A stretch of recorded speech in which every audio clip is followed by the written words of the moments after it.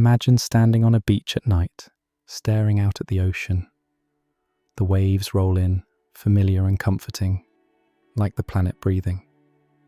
But here's the unsettling thought. That calm surface is basically a polite lie. Beneath it lies the largest living space on Earth, a world so vast, so dark, and so strange that calling it alien is almost underselling the situation. We have maps of distant planets, selfies from Mars, and a fairly confident understanding of what the moon's dust tastes like if you accidentally inhale it.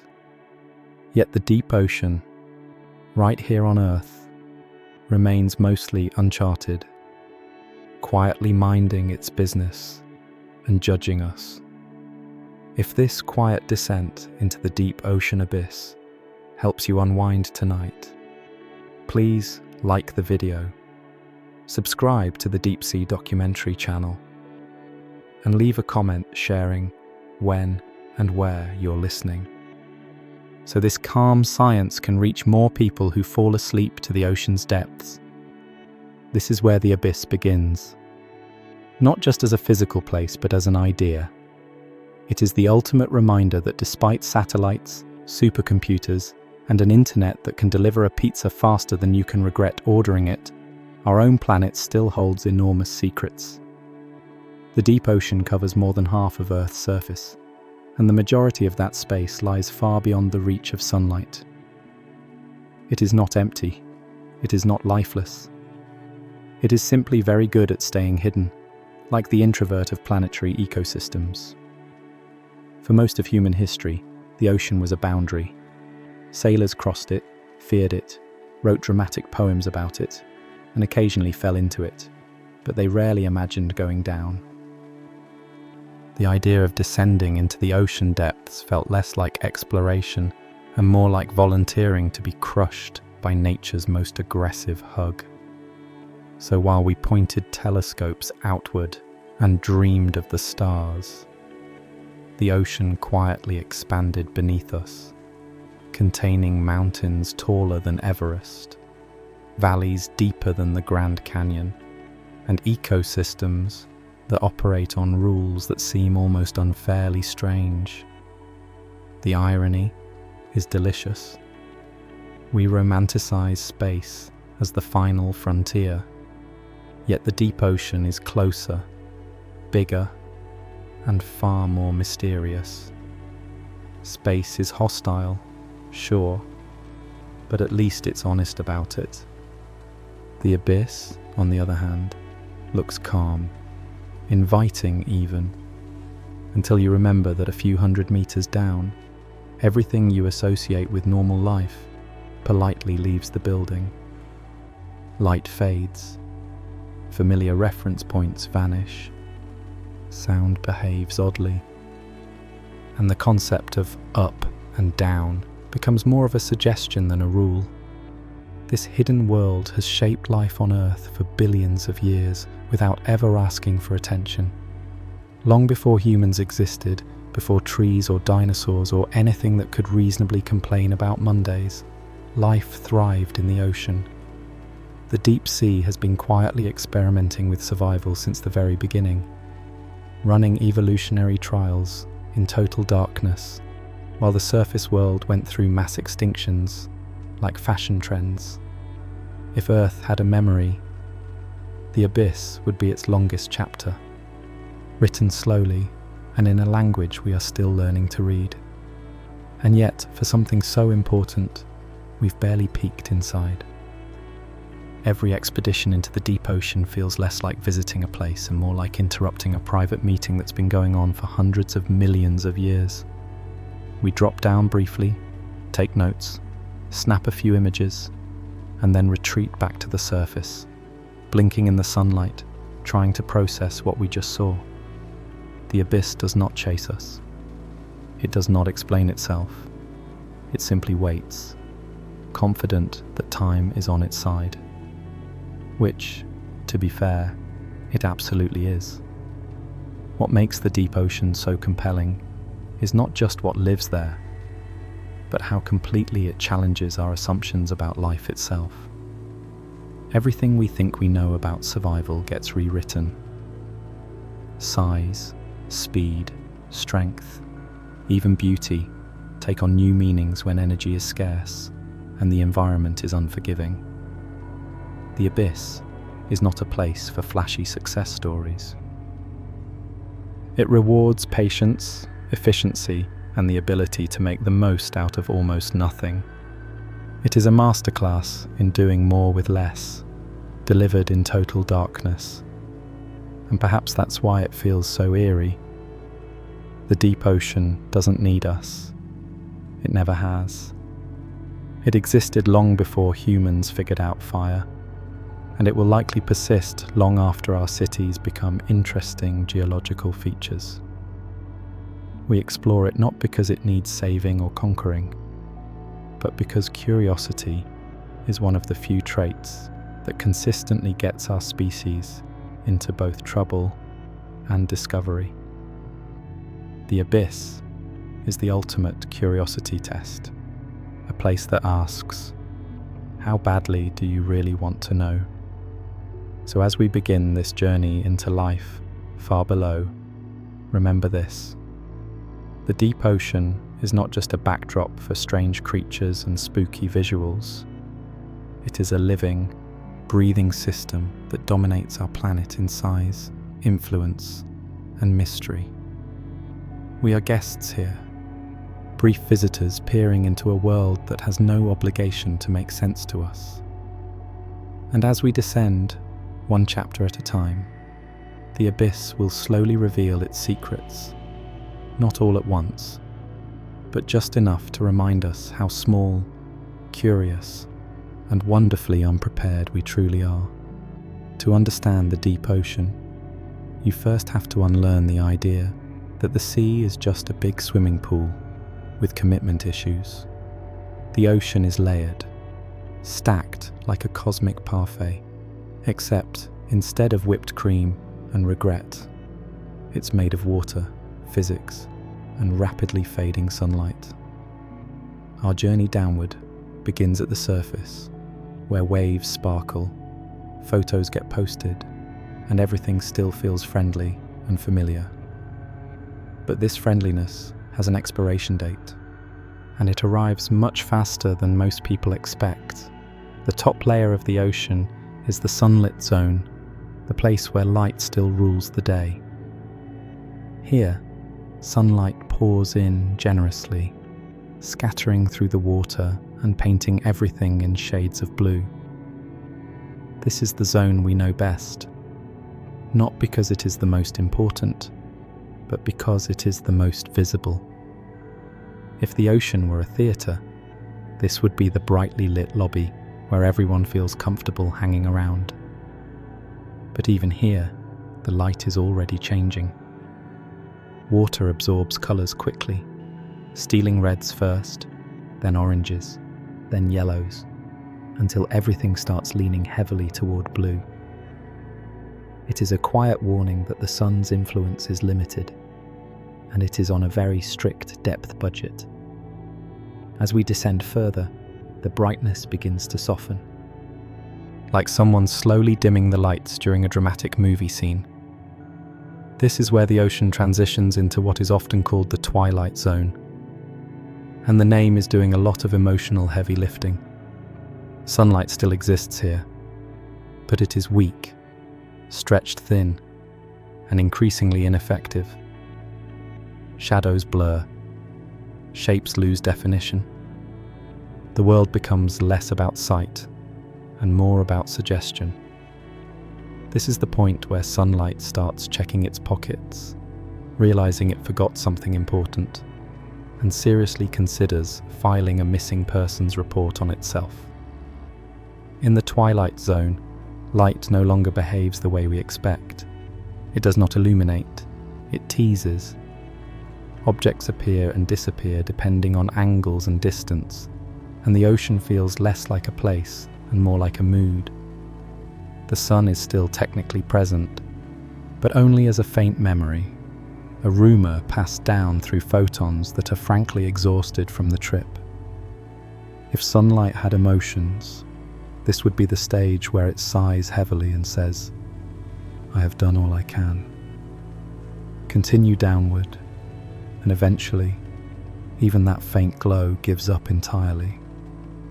This is the point of no return for sunlight, the depth at which the sun's reach officially ends. Beyond this boundary lies a world that has never known day or night, sunrise or sunset. There is no sky here, no horizon, no visual reference points to anchor your sense of direction. Up and down become abstract ideas rather than useful information. Darkness is not dramatic or sinister. It is simply total and complete, like the ocean decided to turn the lights off and never look back. What makes this disappearance of light so fascinating is how quickly it happens relative to the ocean's full depth. You could stack multiple skyscrapers on top of each other, sink them straight down, and still not come close to reaching the ocean's darkest regions. The sun, powerful enough to warm planets and fuel entire ecosystems, barely scratches the surface of the sea. It is a humbling realization. The ocean does not gradually fade into darkness out of politeness. It draws a firm line and says, "This far and no further." As we descend through these layers, the scale of the ocean becomes almost impossible to grasp. Distances that seem manageable on land stretch into vertical journeys that feel endless underwater.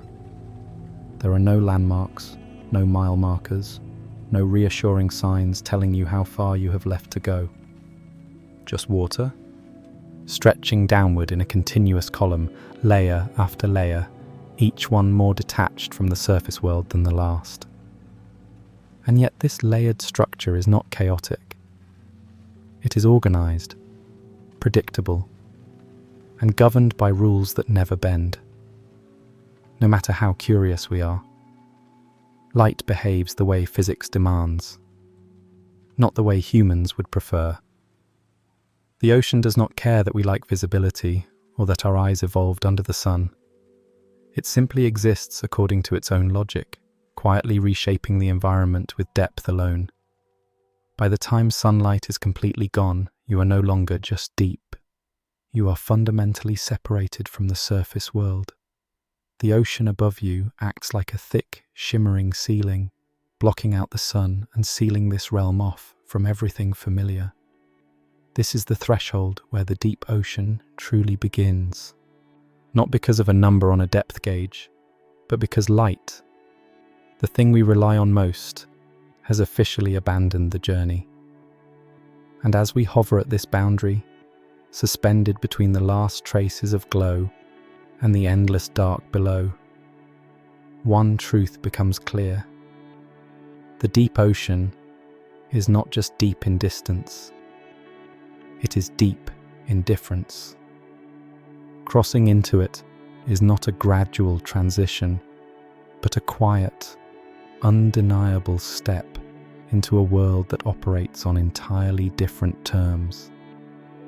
Once sunlight bows out and the ocean seals itself off from the surface, another force quietly takes center stage. It is invisible, constant, and completely uninterested in negotiation. Pressure. Not the kind you feel before an exam or during an awkward silence, but the physical kind that turns solid steel into a nervous suggestion. In the deep ocean, pressure is not a background detail. It is the environment itself, pressing in from every direction with unwavering enthusiasm. To picture this, imagine stacking water on top of water, then adding more water, and then deciding that was not enough. Every meter you descend adds the weight of the entire ocean above you.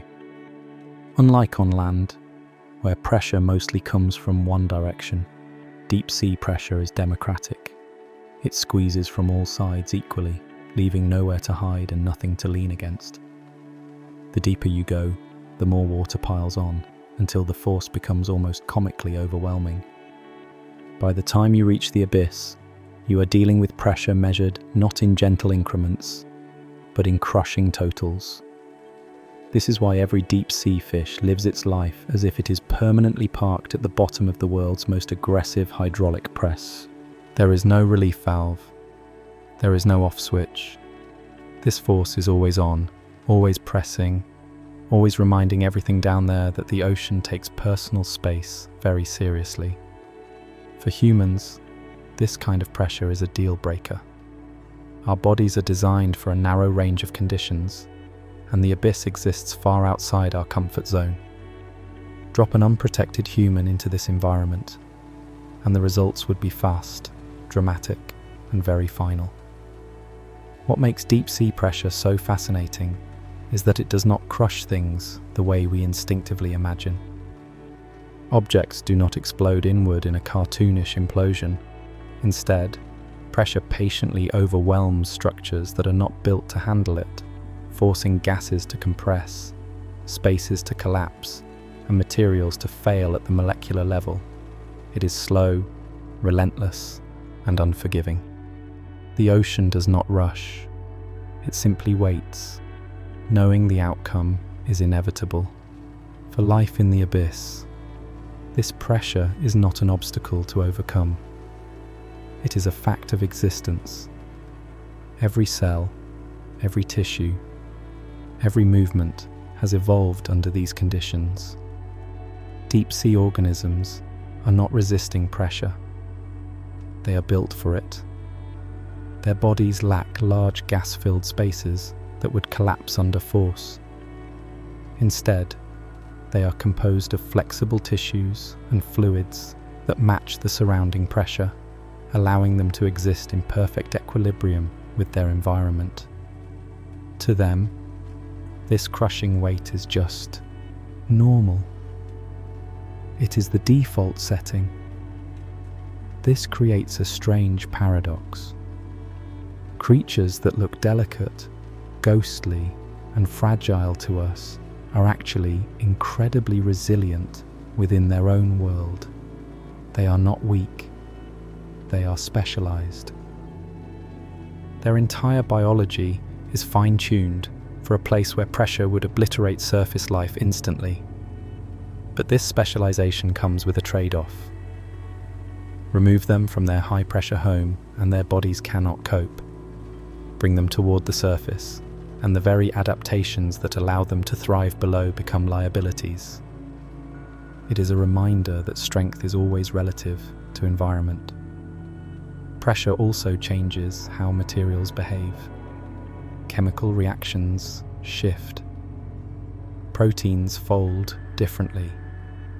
Even the way membranes function inside cells must adapt to remain stable. In the abyss, life has learned to operate in a world where physics is turned up to 11 and left there permanently. It is not dramatic or heroic. It is simply necessary. Evolution, faced with impossible conditions, does what it always does. It finds a way, or it doesn't. For human explorers, pressure is the ultimate gatekeeper. It is the reason deep-sea exploration requires heavy, reinforced submersibles that look more like armored vaults than vehicles. These machines do not fight the pressure so much as endure it, holding back an ocean that is constantly trying to squeeze its way inside. Every descent is a test of engineering against a force that never gets tired and never makes mistakes. And yet, despite its brutality, pressure is also a stabilizing force. It creates an environment that changes very little over time, while the surface world is chaotic, shaped by weather, seasons, and shifting climates. The abyss remains remarkably consistent. Down here, pressure is constant, predictable, and absolute. Once life adapts to it, the rules stay the same for millions of years. There are no storms, no sudden changes, no surprises, just an endless, crushing calm. This unchanging pressure, has allowed the deep ocean to become a refuge for lineages that have endured while surface ecosystems rose and fell. In a strange way, the very force that makes the abyss so hostile also makes it stable. It is a place where life, once properly adapted, can persist with minimal disruption. The world above may reinvent itself again and again, but below, pressure holds everything in place, quietly shaping a realm that operates beyond our everyday experience. In the abyss, pressure is not a villain, it is the rule book, and every organism that lives there has learned to read it fluently, surviving not despite the crushing weight of the ocean, but because of it. As we descend deeper into the abyss, past the reach of sunlight and into a world ruled by weight and darkness, another defining feature quietly settles in. Cold. Not the brisk, jacket weather kind of cold. Not the maybe I should have brought gloves cold. This is the kind of cold that has given up on being dramatic and instead commits to being permanent. The deep ocean hovers just above freezing, a vast liquid refrigerator that has been chilling uninterrupted for millions of years. Down here, warmth is a rumour, and heat is something that happened long ago and is no longer discussed in polite company. What makes this cold so remarkable is not just how low the temperature is, but how stable it remains. At the surface, temperature is fickle. It changes with seasons, storms, latitude, time of day, and the emotional state of the weather. In the abyss, none of that matters. The temperature stays nearly constant, locked in place by the sheer mass of water and the absence of sunlight.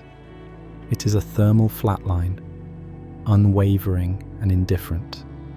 If temperature had a personality down here, it would be calm, monotone, and deeply unimpressed by change. This stability exists because water is exceptionally good at holding on to heat, and the deep ocean is very, very good at being deep. Any warmth that trickles down from the surface is quickly absorbed, diluted, and forgotten. There is no sun to replenish it, no seasonal cycles to stir things up. The abyss is thermally isolated, wrapped in kilometers of water that act like an enormous insulating blanket. Unfortunately, it is the kind of blanket that keeps the cold in, not out. To life at the surface, this environment would feel brutally unforgiving. Chemical reactions slow down in the cold. Processes that happen quickly in warm conditions crawl along at low temperatures. For us, cold means stiffness, numbness, and the overwhelming desire to complain. But in the abyss, cold is not a temporary inconvenience. It is the default setting. Life here does not wait for warmth. It has learned to function without it. This is where deep sea life begins to feel truly alien. Organisms in the abyss are not tolerating the cold. They are optimized for it. Their biology is tuned to operate efficiently at temperatures that would shut down most surface systems entirely. Proteins remain flexible instead of becoming rigid. Cell membranes maintain the right balance between structure and fluidity. Every microscopic detail is adjusted to prevent the cold from turning life into a biological traffic jam. The result is a world where nothing rushes. Movements are deliberate, growth is slow. Reactions unfold at their own pace. It is so cold down there that even time seems to move slower, pausing now and then just to avoid shivering. This is not a place for sudden bursts of activity or frantic motion. The abyss favors patience. It rewards consistency. It quietly discourages anything that wastes energy or heat. The cold also plays a role in preserving the abyss as a time capsule. Low temperatures slow decay, meaning that organic material can persist far longer than it would at the surface. Things change here, but they do so reluctantly. This gives the deep ocean an ancient feel, as if it exists slightly out of sync with the rest of the planet. While the surface world evolves rapidly, the abyss changes at a glacial pace, holding on to old patterns and long-standing relationships. From a physical standpoint, the cold contributes to the density of deep ocean water, helping maintain the layered structure of the sea. Cold water sinks and stays put, reinforcing the separation between surface chaos and deep calm. This creates a stable environment that resists mixing, further isolating the abyss from the warmth above. It is a one-way thermal barrier. Heat struggles to get in, and once it's gone, it's gone. For human technology, this cold presents challenges of its own. Materials behave differently. Batteries drain faster. Moving parts stiffen. Instruments must be designed to operate reliably in an environment that never warms up, no matter how long you wait. The abyss does not offer a cold snap. It offers eternal winter, served without apology.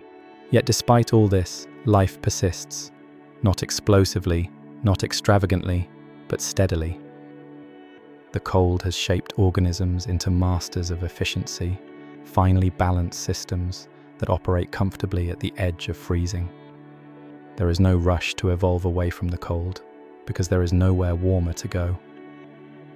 The abyss is cold everywhere, and it has always been that way. This enduring chill gives the deep ocean its unique character. It is not hostile in the way fire or acid is hostile. It does not attack. It simply exists, asking life a quiet, relentless question. Can you function like this forever? The species that answered yes are still there, drifting through near-freezing darkness, perfectly adapted to a world where warmth is unnecessary and change is optional. In the abyss, cold is not an enemy. It is the background music of existence, playing softly and endlessly, shaping life into forms that thrive in stillness, patience, and the calm embrace of perpetual winter. In the abyss, food is not hunted, harvested, or ordered. It is waited for, patiently, endlessly, sometimes optimistically. This is a world where meals do not arrive on schedules, and grocery stores are a theoretical concept at best. Down here, food scarcity is not a temporary problem or a seasonal inconvenience. It is the defining condition of daily life.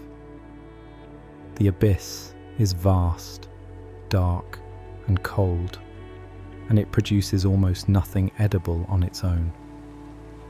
So instead, life survives on what the surface world discards. This is where marine snow enters the story, drifting down through the water column like the saddest confetti imaginable. Despite the cozy name, marine snow is not soft, fluffy, or festive. It is a slow, steady rain of organic debris made up of dead plankton, microscopic organisms, waste particles, and fragments of once living things that had the misfortune of being above. It sinks gently, tumbling through the darkness, growing smaller and scarcer the farther it falls. By the time it reaches the abyss, it has been filtered, nibbled, and broken down so many times that what remains is nutritionally modest at best. And yet, this is dinner. For abyssal creatures, marine snow is the primary food supply, a slow-motion buffet that requires centuries of patience and absolutely zero table manners. There is no abundance here, no feasts, no leftovers. Each particle is valuable, each fragment worth noticing. Life in the abyss has evolved to detect, capture, and utilize even the tiniest scraps of nourishment. Missing a meal is not a minor inconvenience. It can mean waiting days, months, or longer for the next opportunity. This scarcity has shaped behavior in profound ways. There is no room for picky eating when your entire ecosystem runs on crumbs. Many deep-sea organisms consume whatever organic material they encounter, regardless of its origin. Dead is dead, and calories are calories.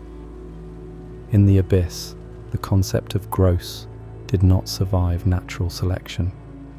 Everything is potential food, and nothing goes to waste. The slow descent of marine snow also dictates the rhythm of life. Nothing happens quickly, because nothing arrives quickly. Food falls at a glacial pace, drifting unpredictably, sometimes clumping together, sometimes arriving alone. This randomness rewards organisms that are alert, persistent, and incredibly efficient. Energy cannot be squandered on unnecessary movement or failed attempts. When something edible appears, you take it, because you do not know when the next chance will come. What makes this system even more remarkable is how interconnected it is with the surface world.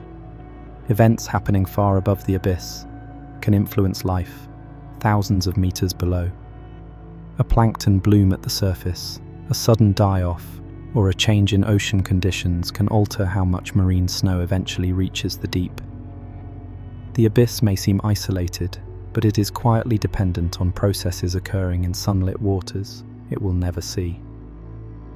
This dependency creates a strange imbalance. The surface world produces life rapidly and abundantly, while the deep ocean survives on its leftovers. It is a one-way relationship.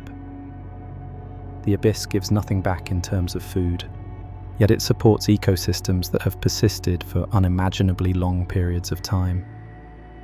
It is proof that life does not require abundance to exist. It requires consistency, efficiency, and the ability to endure long stretches of very little.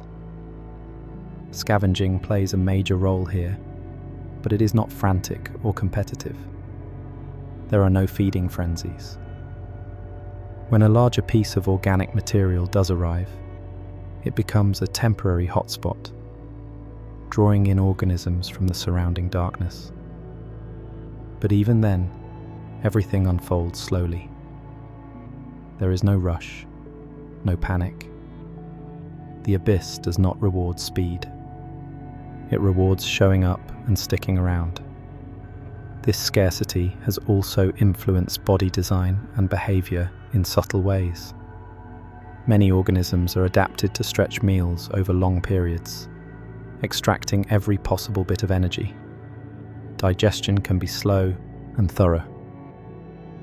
Some creatures store food internally for extended use, while others reduce activity to conserve energy between feedings. It is a lifestyle built around patience, restraint, and the acceptance that hunger is a normal state, not an emergency. From a human perspective, this kind of existence feels bleak. We associate thriving with abundance, growth, and constant activity. The abyss challenges that idea. It shows us a world where survival is quiet, steady, and deeply economical, where life does not flourish by multiplying endlessly, but by enduring thoughtfully. Marine snow may look unimpressive, but it sustains an entire hidden biosphere. Each drifting particle represents a tiny thread connecting the surface to the depths, a reminder that even in the most remote parts of our planet, nothing exists entirely on its own. The abyss waits, watches, and feeds on what the world above lets fall. And so, in total darkness, far below the waves, Life continues its slow vigil, eyes and sensors tuned for the faintest hint of falling food, existing in a place where dinner arrives from the sky, one lonely flake at a time. In a world where sunlight has completely abandoned the journey, darkness is not just a setting, it is the rule. And yet, the abyss is not as visually empty as you might imagine. Instead of surrendering to blackness, many deep-sea organisms decided to solve the problem themselves. If light would not come to them, they would simply make their own. This is the realm of bioluminescence, a phenomenon so widespread in the deep ocean that darkness feels less like an absence and more like a canvas. Bioluminescence is the ability of living organisms to produce light through chemical reactions within their bodies. It is not borrowed, reflected, or stored sunlight. It is manufactured on demand, like a built-in lighting system powered entirely by biology. Long before humans cracked glow sticks and waved them around in the name of fun, the abyss perfected the art of cold light, using it not for decoration, but for survival. The light itself is created when specific molecules interact inside specialized cells, releasing energy in the form of visible glow. Unlike fire or incandescent bulbs, this process produces almost no heat. That efficiency matters in a place where wasting energy can be fatal. Every flash, shimmer, and steady glow is carefully controlled, switched on only when needed, then shut off again to conserve precious resources. But why glow at all in a world built on darkness? The answers are as varied as the creatures themselves. For some, light is a lure. A small, glowing point in the blackness can draw curious prey closer, exploiting the simple fact that in total darkness, any light becomes interesting. It is the deep-sea equivalent of seeing a single illuminated window in an otherwise dark city. You cannot help but look. For others, bioluminescence is a form of camouflage. By producing light on their undersides that matches the faint glow filtering down from above, some organisms erase their own silhouettes when viewed from below. This technique, known as counter-illumination, allows them to blend seamlessly into what little ambient light exists, becoming effectively invisible. It is an elegant solution to a problem most surface animals never have to consider. Light is also used as a language. In the abyss, visual signals do not rely on colors or patterns shaped by sunlight. Instead, communication happens through flashes, pulses, and glows, each with specific timing and intensity. A brief flicker might signal recognition. A longer glow could be a warning. In a place where sound travels unpredictably and physical contact is rare, light becomes the fastest and clearest way to send a message. This glowing communication is not random, it is precise. Some organisms can control individual light-producing organs, turning them on and off in complex sequences. To us, it might look like a simple blink. To another deep-sea creature, it could be a detailed statement. Who I am, where I am, and whether approaching me is a very bad idea. Bioluminescence can also serve as a defensive tool. Sudden flashes of light can startle predators, buying precious seconds to escape. In some cases, organisms release clouds of glowing particles, creating a visual distraction that allows them to slip away into the darkness. It is the abyssal version of a smoke bomb, except it lights up instead of hiding things, because nothing says, "Look over there," like unexpected glowing chaos. What makes bioluminescence particularly fascinating is how common it is in the deep ocean. It has evolved independently in many unrelated groups, suggesting that producing light is one of the most effective strategies for life in perpetual darkness. When evolution keeps arriving at the same solution from different starting points, it is usually because that solution works exceptionally well. The colours of bioluminescent light are also finely tuned. Most glows appear blue or green, not because they are aesthetically pleasing, but because these wavelengths travel farthest through water. Red light fades quickly, making it almost useless in the deep sea. As a result, the abyss has standardized on a color palette dictated by physics rather than preference. It is practical, not artistic, even if the end result feels otherworldly. For human explorers, encountering bioluminescence can be surreal. Submersible lights cut through the darkness, only to reveal creatures responding with their own glows, blinking and shimmering in the black. It is a reminder that the deep ocean is not passive. It reacts. It notices. It communicates in ways we are only beginning to understand. Bioluminescence transforms the abyss from a void into a living light show, one that operates on biological rules rather than electrical ones. It is proof that life does not simply endure darkness. It adapts to it creatively. The deep ocean did not wait for the sun to solve its problems. It built its own stars, scattered throughout the water, each one pulsing with purpose. In the abyss, light is no longer a gift from above. It is a tool, a signal, a weapon, and sometimes a quiet glow drifting through the dark, reminding us that even in the most extreme environments, life finds a way to shine. In the abyss, being a predator does not mean being fast, fierce, or constantly on the move. Those are surface world luxuries, the biological equivalent of impulse purchases. Down here, energy is currency, and calories are basically priceless antiques. You do not spend them casually. You guard them. You invest them wisely. And under no circumstances do you waste them on a dramatic chase that might not even pay off.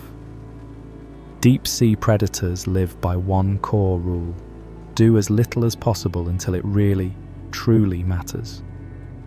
This is not laziness. It is survival strategy perfected by millions of years of natural selection. In a place where meals are rare and unpredictable, chasing prey across long distances would be wildly inefficient and emotionally exhausting. Instead, predators rely on patience, positioning, and timing. The abyss is not a sprint. It is an endurance game where waiting is often the most powerful move. Ambush hunting dominates this environment. Predators often remain nearly motionless, blending into the darkness, conserving energy while they wait for something edible to drift within reach. Movement is minimal. Muscles stay relaxed. Metabolism hums along at a low, steady pace. From the outside, it may look like nothing is happening. In reality, everything is happening internally, as senses stay alert and the body remains poised for a single, decisive action. When prey finally appears, the strike is sudden and efficient. There is no prolonged struggle, no flashy display of athleticism. The goal is to secure the meal quickly before it can escape, and then return to stillness. Every successful ambush represents not just food gained, but energy saved. In the abyss, saving energy can be just as important as acquiring it. This hunting style also influences how predators position themselves within the environment. Rather than patrolling large territories, many choose strategic locations where food is more likely to pass by. Currents, slopes, and subtle features of the seafloor become highways for drifting organisms. A predator that understands these patterns does not need to roam. It simply waits where opportunity is most likely to arrive. Sensory adaptations play a crucial role here, but not in the way we might expect. Vision is often limited or secondary. Instead, predators rely on detecting vibrations, chemical traces, or faint disturbances in the water.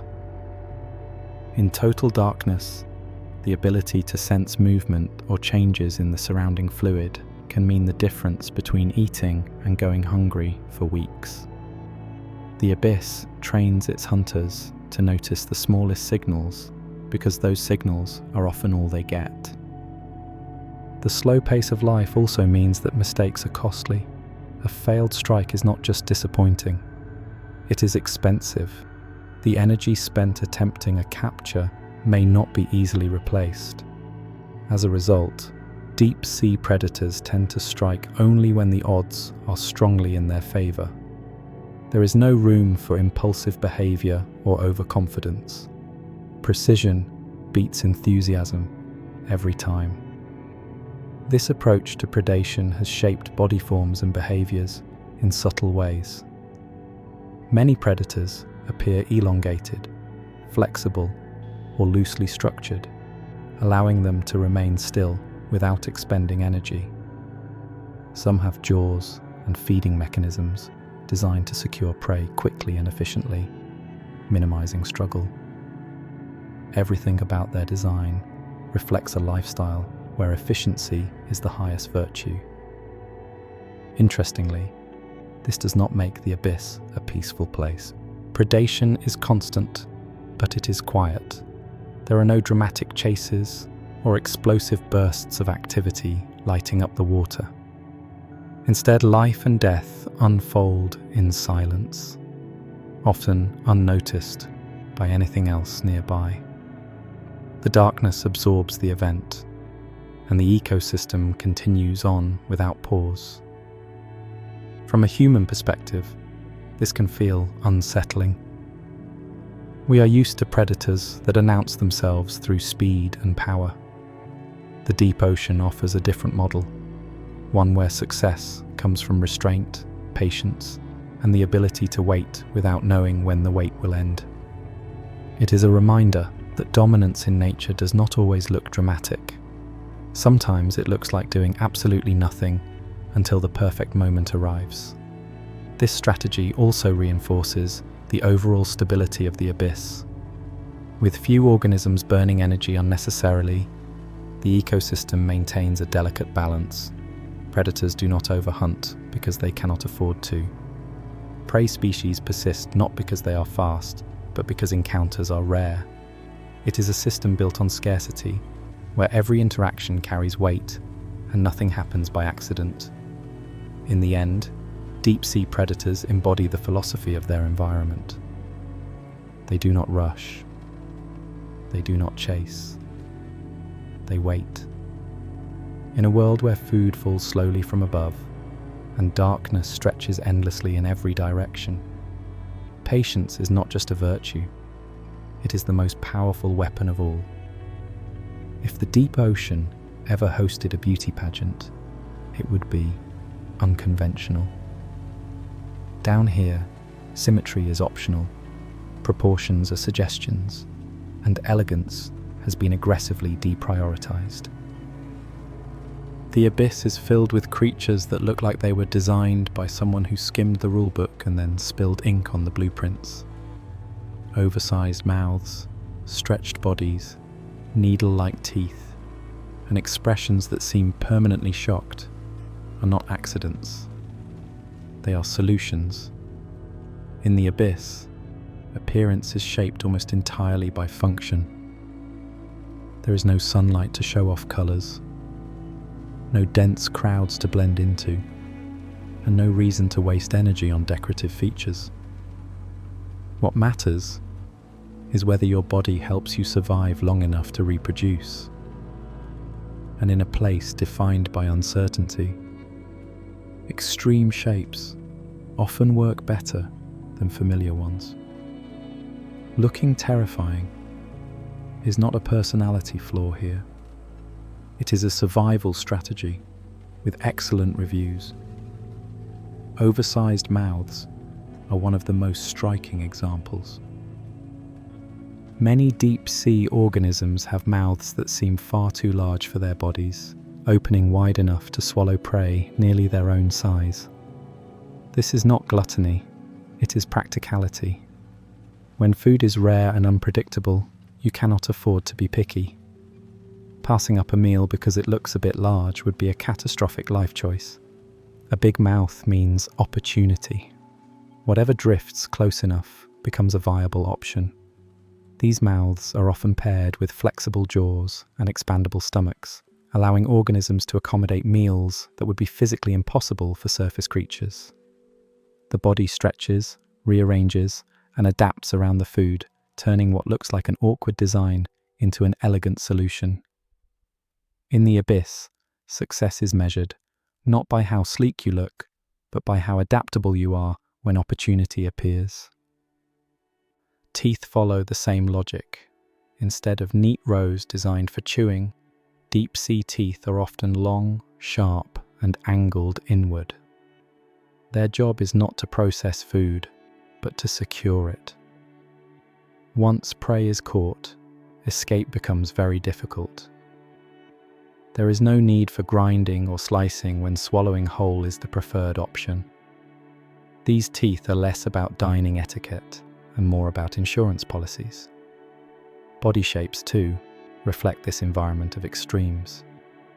Many abyssal creatures are elongated, flattened, or gelatinous, forms that would seem impractical in more dynamic environments. But here, these shapes reduce energy costs, allow for slow drifting, or increase the chances of encountering food. Some bodies appear almost unfinished, translucent or loosely structured, as if evolution stopped caring about aesthetics halfway through. In reality, evolution cared very much, just not about what we expect. Looking strange can also be a form of defense.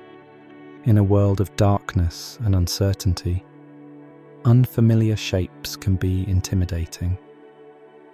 A predator encountering something large-mouthed, oddly proportioned, or unpredictably shaped may hesitate just long enough for the moment to pass.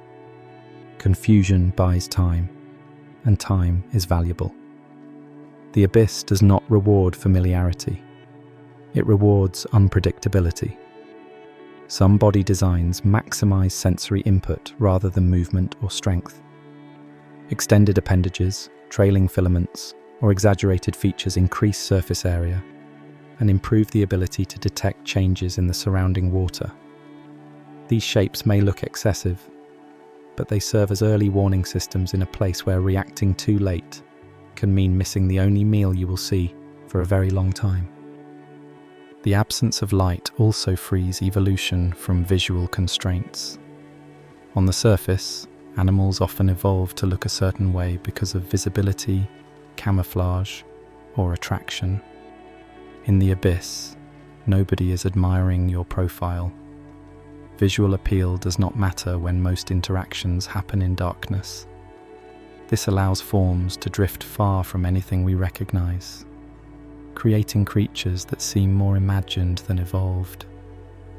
To human eyes, these organisms can look monstrous or surreal, but that reaction says more about us than about them. We are wired to expect certain proportions, certain patterns, certain balances. The abyss ignores those expectations completely. It does not care what makes us comfortable. It cares about what works. This freedom has produced some of the most extreme designs on the planet. Not because the abyss is trying to be strange, but because it is honest. It strips life down to its essentials and lets form follow function without compromise. Every oversized mouth, every stretched body, every unsettling silhouette represents a long history of trial, error, and survival in a place where failure is permanent. In the end, the bizarre shapes of deep sea life are not exaggerations. They are accurate reflections of an environment that demands efficiency over elegance and adaptability over familiarity. The abyss does not create monsters. It creates specialists, perfectly shaped for a world where looking terrifying is simply what it takes to stay alive. In a place where scarcity defines existence, it might seem counterintuitive that some deep-sea animals grow to astonishing sizes. After all, being large usually means needing more energy. And energy in the abyss is famously hard to come by. Yet, scattered throughout the deep ocean are creatures that defy this expectation, reaching proportions that dwarf their surface relatives. It is one of the great paradoxes of the abyss, and one that has left scientists scratching their heads for decades. When food is unpredictable, evolution sometimes shrugs, looks around and says, "Fine, let's just make everything huge." This phenomenon, known as deep-sea giantism, is not universal, but it appears often enough to demand explanation.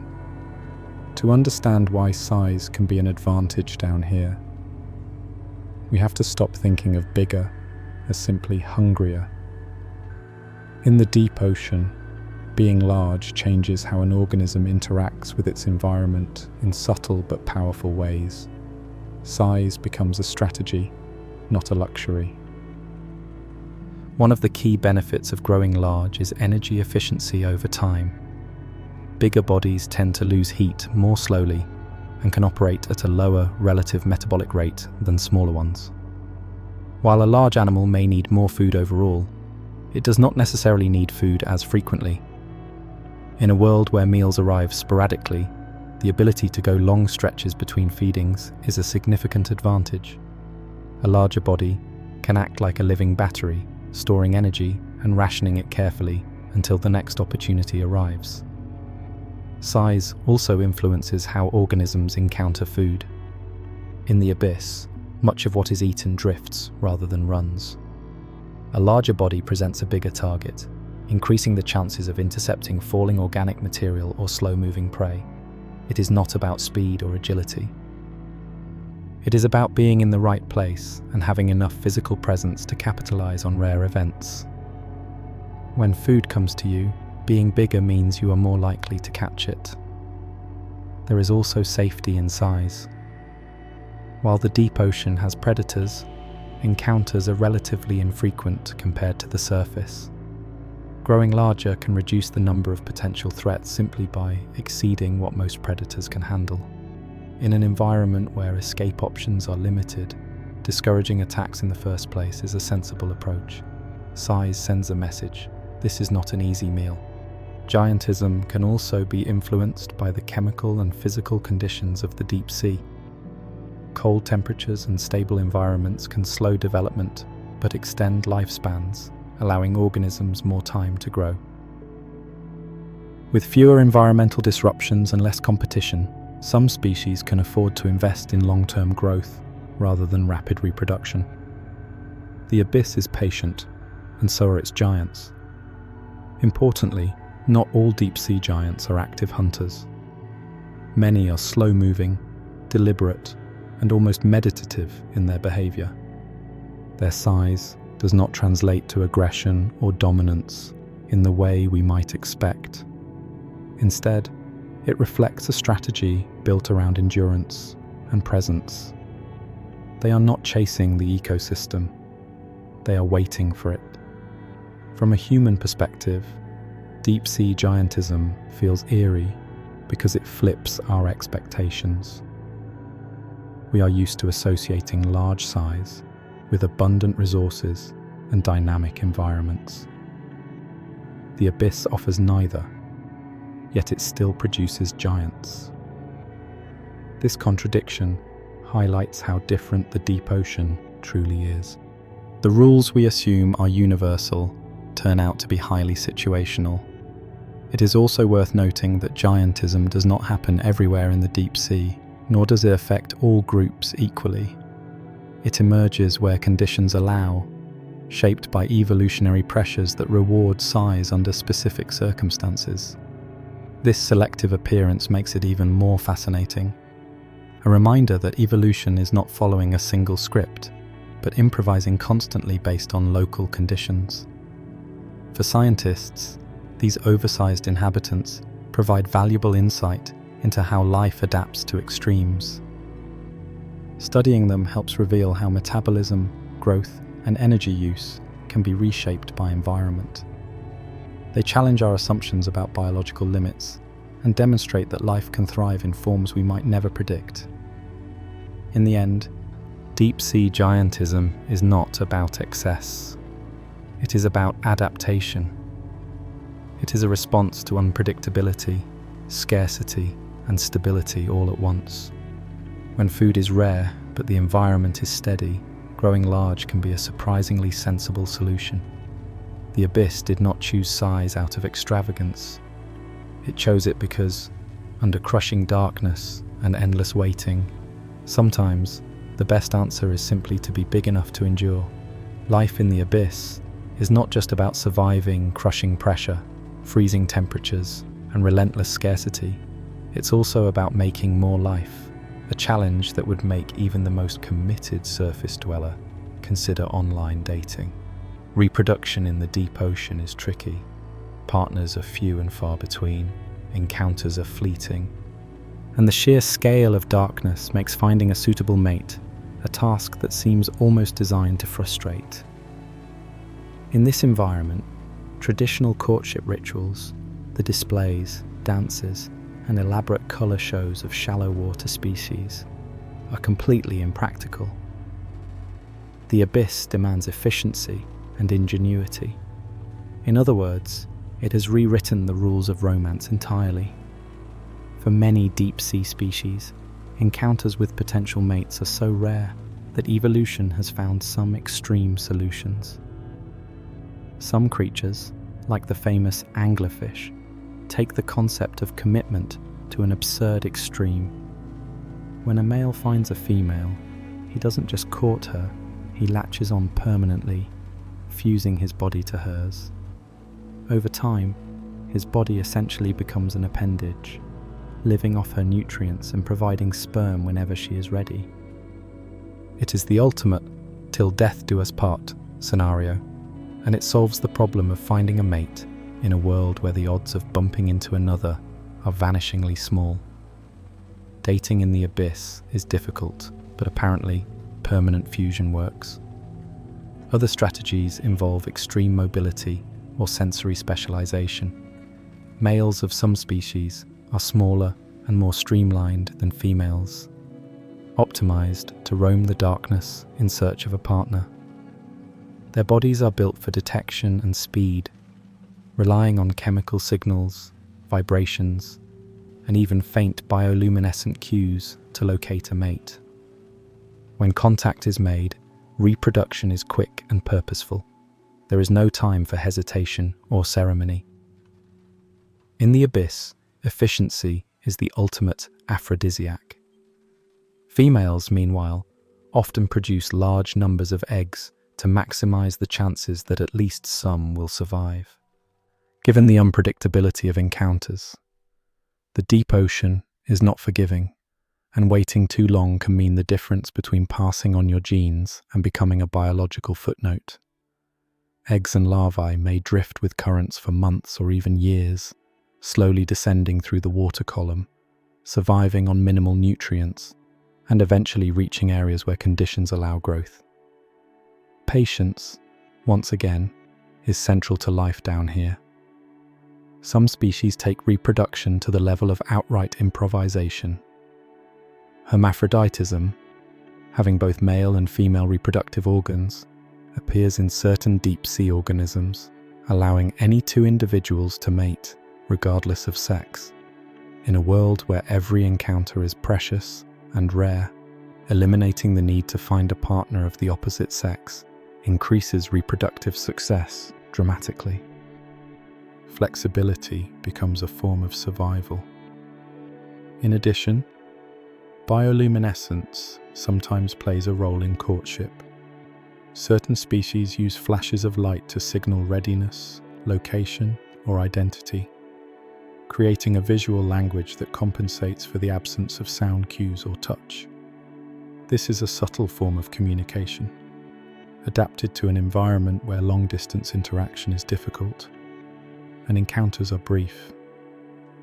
In some cases, these glows can be intricate patterns or timed pulses, adding complexity to an otherwise stark, dark world. But reproduction in the abyss is not just about strategy, it's also about timing. Many species are opportunistic, reproducing when conditions are favorable, rather than following strict seasonal cycles. The sparse availability of food and the immense distances between individuals mean that waiting for the right moment can be more important than following a calendar. The abyss teaches patience not just in hunting and survival, but in passing on life itself. The rarity of encounters has also led to unusual morphologies designed specifically for mating. Male anglerfish are tiny compared to their female counterparts, allowing them to attach with minimal energy investment. Other species have elongated bodies or specialized appendages to maximize reproductive efficiency when contact finally occurs. Every anatomical feature is functional, designed to increase the odds that the next generation survives in an environment where chance meetings are worth their weight in gold. Interestingly, the challenge of reproduction has reinforced social strategies, albeit in a very different sense from surface life. In the abyss, community does not mean bustling schools or colonies. It means that when two individuals meet, they make the most of it. Every reproductive encounter is high stakes. Mistakes are costly. Efficiency is rewarded. The deep sea has turned mating into a high-efficiency operation where strategy, adaptation, and sometimes literal attachment ensure that life continues even under extreme conditions. Ultimately, deep sea reproduction highlights how life can innovate under constraint. It is a realm where scarcity, darkness, and distance force extraordinary solutions, and where commitment sometimes means literally becoming one with your partner. In the abyss, dating is hard. Really hard. But evolution has found a way to make romance work, whether through permanent fusion, hermaphroditism, or patient signaling in the dark. It is a world where survival and reproduction are inseparable, and where the strange, seemingly brutal strategies of the deep are simply ingenious solutions to an unforgiving problem. Deep beneath the ocean, where darkness is absolute and the surface seems like a distant dream, there are places that defy everything we think we know about life. Hydrothermal vents are the ultimate proof that organisms don't need sunlight to survive. They just need chemistry, and a lot of it. These vents are cracks in the seafloor where superheated mineral-rich water spews from the Earth's crust, creating an environment so extreme that it would make most surface organisms instantly reconsider their life choices. In fact, the chemistry down here is so intense it would make high school lab safety videos start crying and filing formal complaints. Hydrothermal vents form along tectonic boundaries, where the seafloor is fractured and magma lies relatively close to the ocean floor. Seawater seeps into these cracks, gets superheated to hundreds of degrees Celsius, picks up minerals and chemicals from the surrounding rock, and then erupts back into the cold abyss. The resulting plumes can be hundreds of meters high, forming towering chimneys that release iron, sulfur, methane, and other compounds in concentrations that would be toxic to most life on the surface. And yet, somehow, this is exactly what certain life forms have been waiting for. The organisms around these vents are not dependent on photosynthesis. Forget sunlight. Forget chlorophyll. The base of the food chain here is chemosynthesis, a process by which bacteria and archaea convert chemicals like hydrogen sulfide into usable energy. These microscopic chemists are the true MVPs of the deep, performing the same miracle that plants do on land, but using chemistry instead of light. If photosynthesis is baking a cake from sunlight, chemosynthesis is more like performing a complex chemical experiment that produces dinner while simultaneously running a fireworks show. These bacteria form dense mats on vent surfaces, coating rocks in glistening alien carpets of life. They are then consumed by larger organisms, such as giant tube worms, clams, and shrimp. In a sense, the bacteria are the foundation of an entire ecosystem, turning poisonous chemicals into energy-rich biomass, and supporting creatures that would otherwise starve in total darkness. It's an ecosystem built entirely on turning the byproducts of the Earth's crust into dinner. Giant tube worms are perhaps the most famous residents of vent ecosystems. These worms can grow several meters long, and despite lacking a mouth or digestive system, they thrive by housing chemosynthetic bacteria inside their bodies. The bacteria convert vent chemicals into nutrients, feeding the worm from the inside out. It's like a tiny, living chemical factory, and evolution decided this was a perfectly acceptable arrangement. No need for a stomach when you can outsource digestion entirely. Vent shrimp have their own tricks. Some species have developed an uncanny ability to sense chemical plumes, detecting the faintest shifts in sulfur concentrations to locate the most active vents. When they arrive, they graze on bacterial mats or filter chemicals directly from the water, harvesting the energy that sunlight cannot provide. These shrimp are essentially chemical harvesters, drifting through the abyss with a very precise, highly specialized diet. The vent environment is dynamic and ephemeral. Chimneys can collapse, vents can shut off, and new cracks can open. Life here is adapted to a world of extreme variability. Some organisms can survive temporary shutdowns by slowing their metabolism, while others may colonize new vents as they appear. This flexibility is critical in a setting where extreme chemistry creates both opportunity and danger in equal measure. To survive here is to be both opportunistic and resilient. Temperature gradients around vents are also dramatic. Water can go from near freezing just a few meters away to scalding hot within the vent plume. Organisms must tolerate rapid changes, not just in heat, but in chemical concentrations, pressure, and fluid flow. It is a world of extremes, yet life not only exists, it thrives. The vent ecosystem demonstrates that survival is not about comfort. It's about mastering extremes and turning what would kill most species into fuel.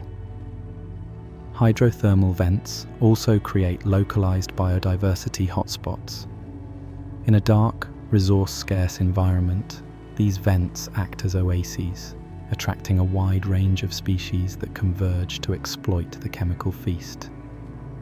Unlike surface ecosystems, which often rely on light and photosynthesis, vent communities are self-contained and operate under a unique energy regime dictated entirely by geology and chemistry. It is life, literally powered by the Earth itself. From a human perspective, vent ecosystems challenge our assumptions about what life needs to exist. They show that energy can come from chemical gradients rather than light, that extreme temperatures and toxic chemicals are not insurmountable barriers, and that life will exploit every opportunity to persist, even in conditions that seem impossible. The abyss is not barren. It is experimental, adaptive, and breathtakingly inventive. In short, hydrothermal vents are living laboratories where chemistry runs the show. Life here does not politely wait for sunlight or temperate conditions. It thrives in boiling, poisonous water, fueled by reactions so intense that our classroom experiments would pale in comparison. In this extreme environment, the deep ocean teaches a critical lesson. Life is not constrained by what seems comfortable, predictable, or familiar. It is limited only by what can be transformed into energy, and apparently, the abyss has a PhD in that subject. In the harsh, dark environment of hydrothermal vents, life has found a solution to a problem that seems impossible: how to power an entire ecosystem without a single ray of sunlight. The answer is chemosynthesis, a process that is as elegant as it is efficient. And the organisms that perform it are, for lack of a better term, the deep sea's tiny overachievers. These bacteria work tirelessly, in complete darkness, turning toxic chemicals into energy that sustains entire communities. All without applause, promotion, or even a passing thank you from the tube worms and shrimp they feed. Chemosynthesis is, at its core, surprisingly straightforward, once you strip away the intimidating chemistry jargon. Essentially, certain bacteria take inorganic compounds, such as hydrogen sulfide, methane, or ammonia, and use the energy released from chemical reactions to produce organic matter. It's analogous to photosynthesis, except instead of sunlight being the energy source, it's the chemical energy stored in minerals and gases spewed out by the vent. Think of it as baking a cake, not from flour and sugar, but from sulfur and dissolved gases. And somehow, these bacteria are excellent bakers. The real genius of chemosynthetic bacteria is that they convert molecules that are toxic to most life into the building blocks for survival.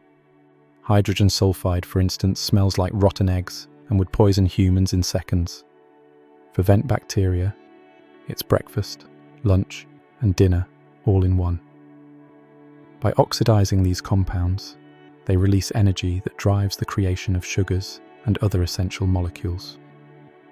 These microbes literally turn poison into nourishment, a feat that makes them the deep ocean equivalent of overachieving alchemists. These bacteria don't work alone. They form dense mats on vent surfaces, sometimes carpeting rocks in thick layers that ripple in the vent currents. Within these mats, they become the foundation of the food web, providing sustenance for larger organisms that have evolved to exploit this abundant but highly localized energy source. Giant tube worms, clams, mussels, and even vent shrimp depend on these microbes, either by ingesting them directly or hosting them internally. Without these microscopic overachievers, the entire vent ecosystem would collapse, and yet they receive none of the credit. There are no awards, no ceremonies, no certificates of merit, just chemicals, darkness, and relentless work. Interestingly, some organisms take this relationship even further by outsourcing their digestion entirely. Tube worms, for example, lack a mouth or stomach. Instead, they house chemosynthetic bacteria in a specialized organ called a trophosome. The bacteria live inside the worm, converting vent chemicals into nutrients that feed both themselves and their host. It's a full-service arrangement. The worm supplies the raw materials, the bacteria do the energy conversion, and both survive in an environment that would annihilate ordinary life. Its efficiency on a scale that would make corporate productivity consultants weep with envy. The bacteria's metabolism is also incredibly adaptable. Vent conditions can fluctuate dramatically with chemical concentrations, temperature, and flow rates changing over short distances and time periods. Chemosynthetic bacteria respond to these fluctuations with precision, adjusting their chemical processing to maximize energy production.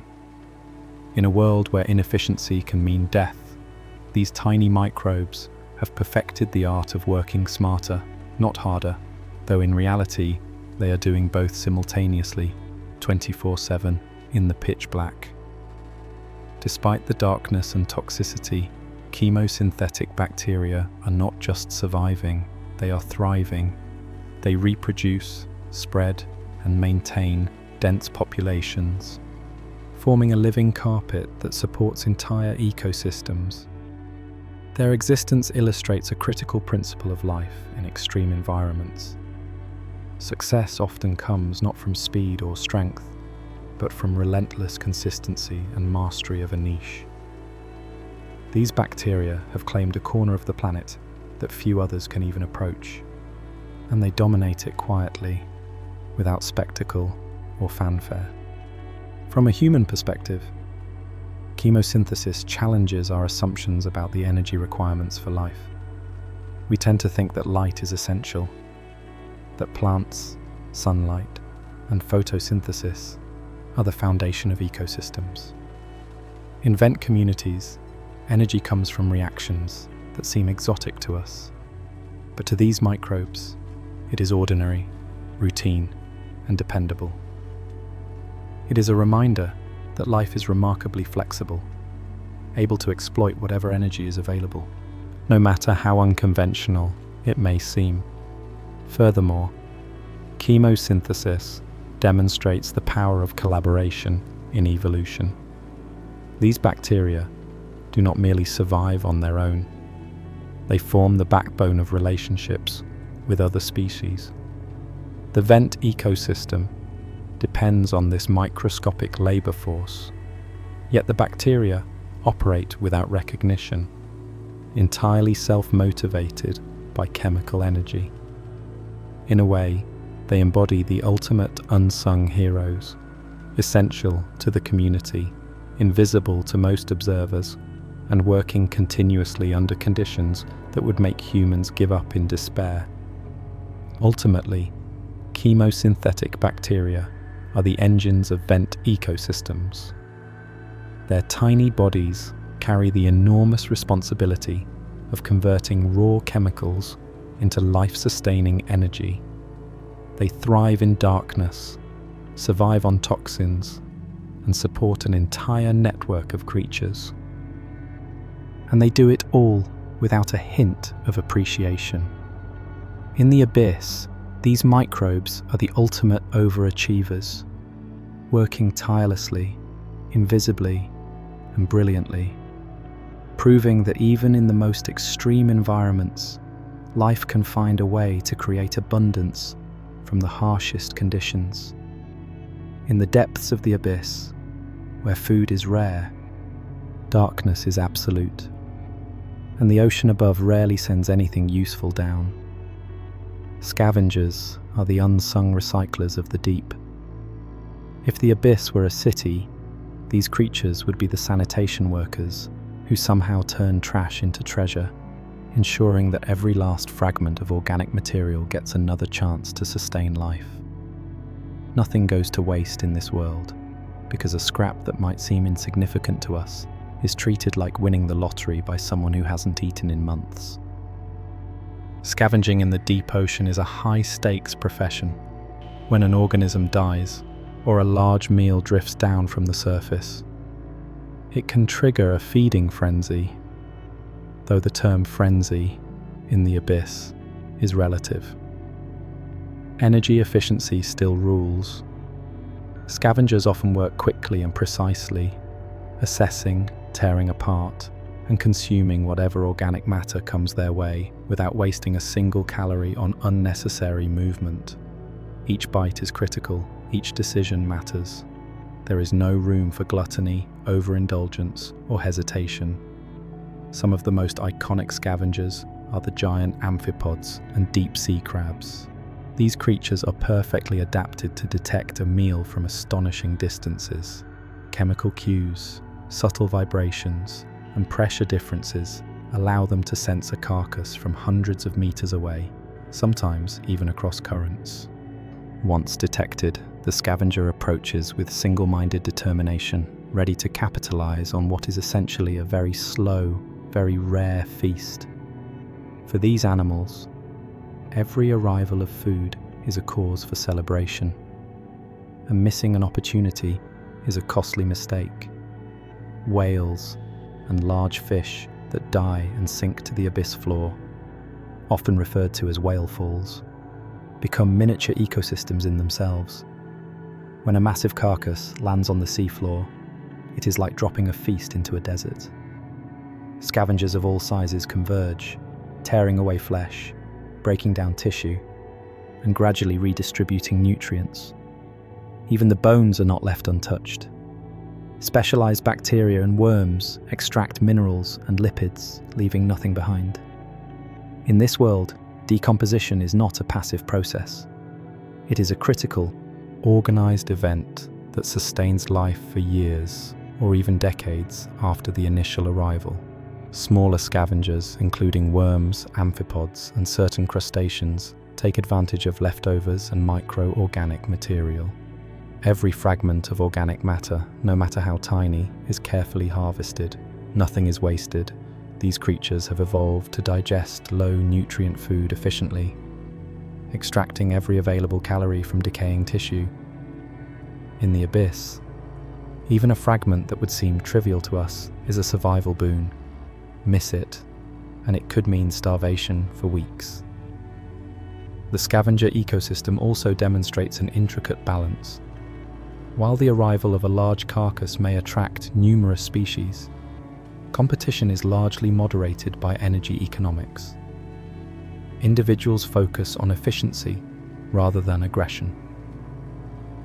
This is not a place for showy battles or flashy dominance displays. Instead, the deep ocean values restraint, precision, and resourcefulness. Conflicts, when they arise, are brief and calculated. Wasting energy on fighting is considered a poor investment. Adaptations in scavengers are fascinating. Many have enhanced chemoreception, allowing them to detect the faintest chemical signals from long-dead prey. Some possess expandable stomachs or extendable jaws to handle unexpectedly large meals, a kind of evolutionary insurance against scarcity. Others, like certain amphipods, travel in groups to maximize the efficiency of consumption, effectively organizing themselves into mobile cleaning crews that turn the ocean floor into a well-maintained nutrient recycling assembly line. Even the slowest and most sedentary scavengers benefit from the efficiency of the abyss. Organic matter eventually drifts within reach, carried by currents or sediment flows. In a world where nothing moves quickly, even passive feeding can sustain life over long periods. Survival is about patience, adaptability, and exploiting opportunities when they arise. The abyss has trained life to become opportunistic in the most literal sense. The deep-sea scavenger network also highlights the interconnectedness of abyssal ecosystems. The work of one organism benefits others, either immediately or over time. By breaking down carcasses and organic debris, scavengers release nutrients that sustain bacteria, which in turn feed other organisms. The flow of energy is slow but continuous, linking species in a chain that depends on cooperation, efficiency, and sometimes sheer luck. Ultimately, scavengers exemplify the deep ocean's principle of making the most of scarcity. Every meal, no matter how small or decomposed, is a gift, and every opportunity is capitalized upon with precision. The abyss teaches a brutal but effective lesson. Nothing is trivial, nothing is wasted, and every calorie counts. In a world where survival is a constant challenge, scavengers are the master recyclers, turning death into sustenance and proving that in the deep ocean, Leftovers are not just appreciated, they are celebrated, like winning the biological lottery. In the deep ocean, where food is scarce, temperatures hover just above freezing, and every movement costs precious energy. Survival is less about speed and more about patience. Creatures in the abyss have taken this to an extreme, evolving incredibly slow metabolisms that allow them to endure months or even years without a significant meal. In a sense, the deep sea has turned doing nothing into an art form, and the organisms that live here are its grandmasters, calling it peak efficiency, while the rest of the animal kingdom scrambles in a blur of activity. Metabolism, in biological terms, is the rate at which an organism converts food into energy. On the surface, higher metabolisms are advantageous. Fast movement, rapid growth, and quick reproduction all rely on the ability to process energy efficiently. But down in the abyss, where meals are rare, metabolism is a liability if it burns calories faster than they can be acquired. Consequently, many deep-sea organisms operate on metabolic schedules that are astonishingly slow compared to their shallow water relatives. Energy is precious, and wasting it is unthinkable. Slow metabolism affects nearly every aspect of life. Movement is deliberate. Hunting, scavenging, or even simple adjustments in position are executed with minimal effort. Some creatures drift lazily with currents, letting the ocean bring food to them rather than expending energy to chase it. Others remain stationary for long periods, waiting for prey or detritus to come within reach. To human observers, this can look like inactivity or even laziness, but in the abyss, it is the ultimate survival strategy. Doing nothing is not wasteful. It is efficiency perfected over millions of years of evolution. This energy conservation strategy extends to growth and development as well. Many deep-sea species grow more slowly than their surface counterparts, taking years or even decades to reach maturity. This slow pace is paired with remarkable longevity. Some fish, crustaceans, and invertebrates live for centuries, slowly reproducing and steadily maintaining their presence in an environment where every calorie matters. In other words, life in the abyss is less about burning bright and fast, and more about enduring methodically across vast stretches of time. Slow metabolism also influences reproductive strategies. Organisms often reproduce infrequently, carefully timing their energy investment to coincide with favorable conditions or the rare arrival of mates. Eggs, larvae, and young are developed to survive extended periods in the nutrient-poor environment, and many species rely on high-quality, energy-efficient reproductive outputs rather than sheer quantity. The idea is not to overwhelm the environment with offspring, but to make each reproductive effort count. Patience again is key. At the cellular level, slow metabolism has additional benefits. Chemical reactions occur more slowly, reducing oxidative damage and prolonging cellular function. This contributes to the remarkable lifespans of some deep-sea creatures and makes their bodies exceptionally stable in a physically harsh and chemically challenging environment. It's a case of the whole organism embracing the philosophy that less stress equals more longevity, a principle that humans, if we paid attention, might envy. Behaviorally, deep-sea animals have developed strategies to minimize unnecessary exertion. Ambush predation, scavenging, and drifting all reflect a single-minded commitment to energy efficiency. Even bioluminescence, while visually striking, is often used sparingly. Flashes and glows are carefully timed to conserve energy, activated only when necessary for hunting, communication, or defense. The deep ocean teaches the hard lesson. that flamboyance without purpose comes at a steep metabolic cost. This slow-paced lifestyle also shapes social interactions, or the lack thereof. In environments where moving around is expensive and encounters with other individuals are rare, competition is muted. Predators do not chase prey long distances. Territorial disputes are minimal. Cooperation, when it occurs, is often indirect, such as scavengers feeding sequentially on a single carcass. Life in the abyss is less about spectacle and more about making every action count. Interestingly, the slow metabolism strategy allows life to persist in environments that would otherwise be inhospitable. Freezing temperatures, crushing pressure, and scarce food sources are mitigated by the ability to endure long periods without significant energy expenditure.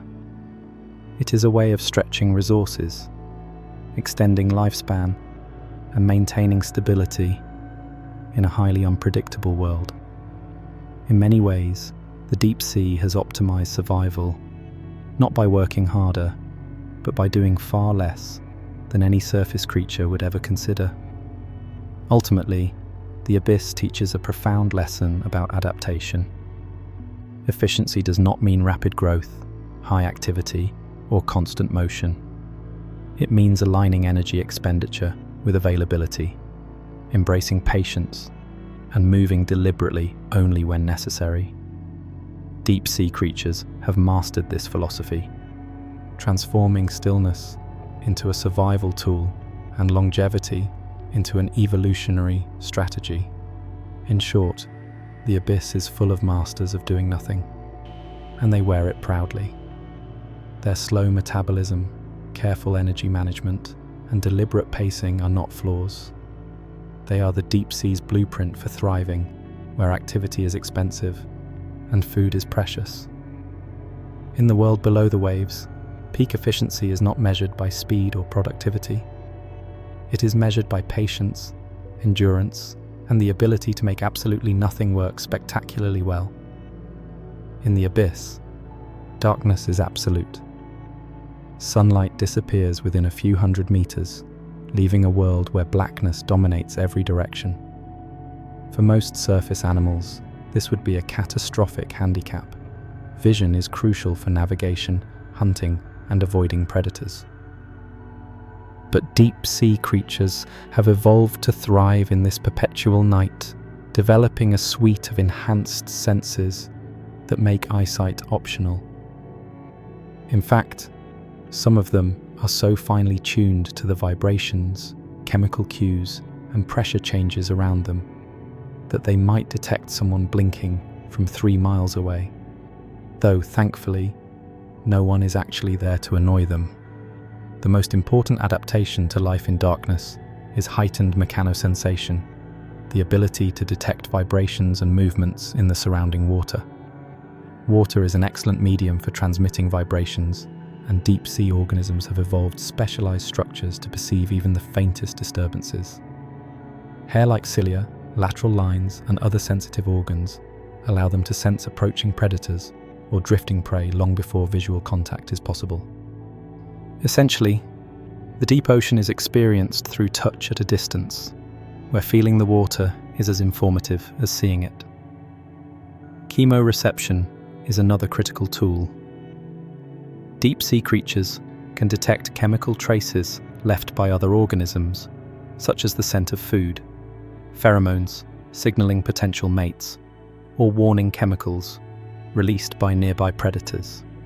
In an environment where visual signals are ineffective, these chemical senses become primary channels of communication and survival. A subtle gradient of chemicals can direct a predator to a meal, guide a juvenile toward a parent, or signal mating readiness. Life in the abyss is as much about reading invisible trails as it is about hunting, hiding, or moving. Some species have evolved to use long appendages, filaments, or antennae to enhance their spatial awareness. These structures act like living antennas, extending the creature's reach into its surroundings. By touching or sensing currents with these extended parts, organisms can detect obstacles, prey, or threats that lie beyond their immediate vicinity. It's a bit like walking blindfolded, but having a sixth sense that tells you exactly what's nearby. In the deep ocean, this sixth sense is not optional, it's essential. Bioluminescence also complements these non-visual adaptations.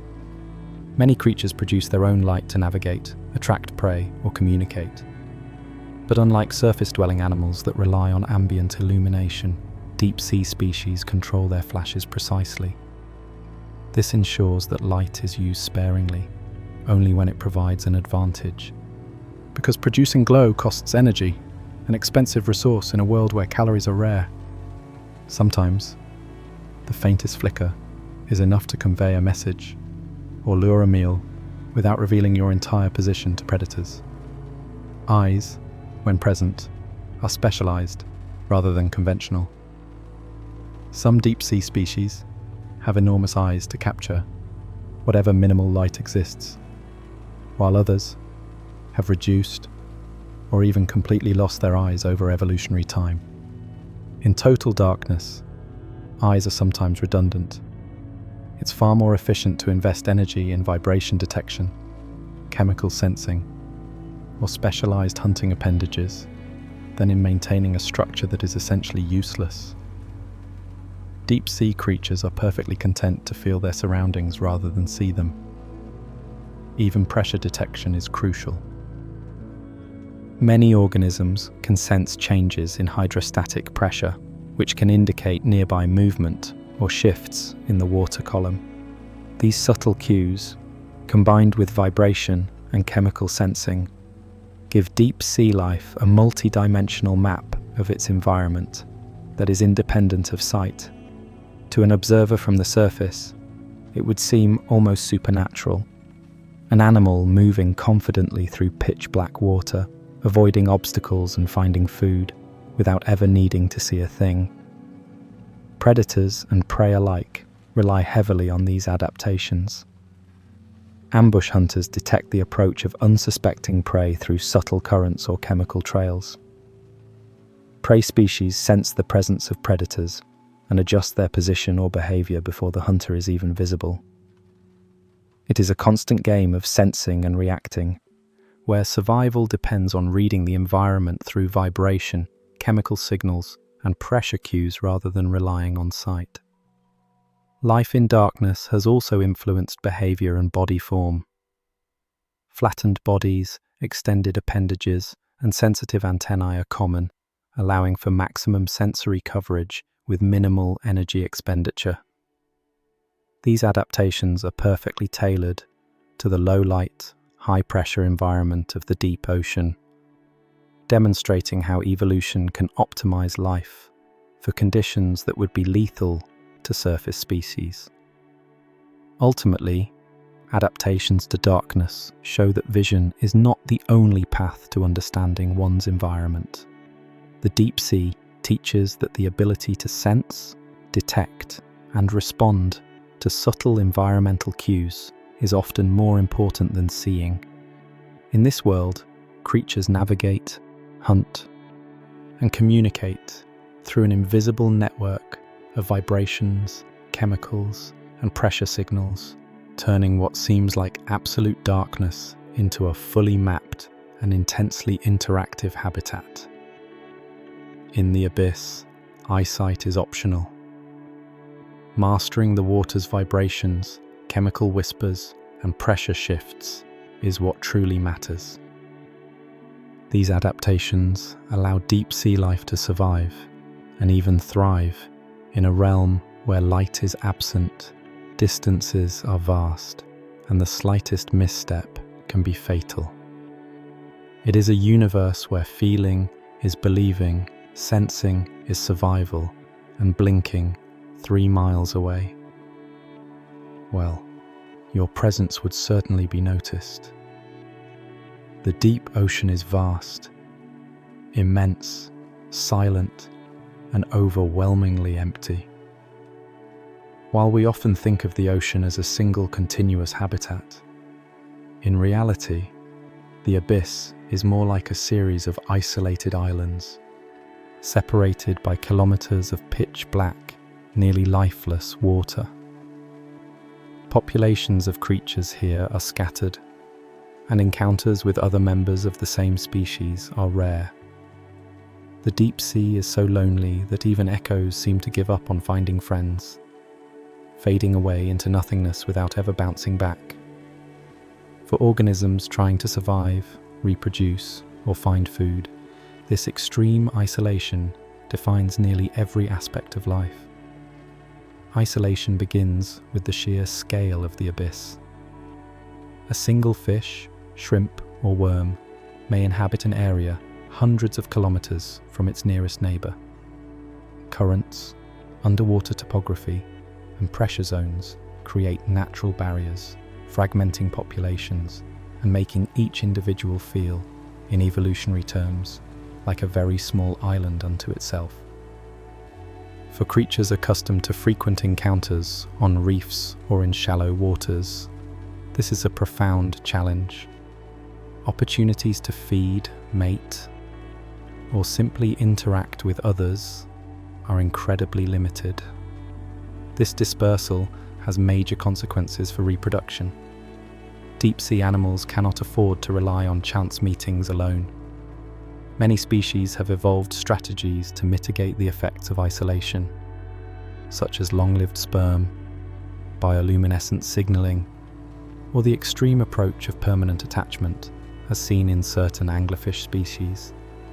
Others produce enormous numbers of eggs or larvae that drift on currents for weeks or months, spreading across vast distances to increase the probability that some will encounter a suitable environment or partner. In the abyss, distance is a relentless barrier, and life has found every possible workaround.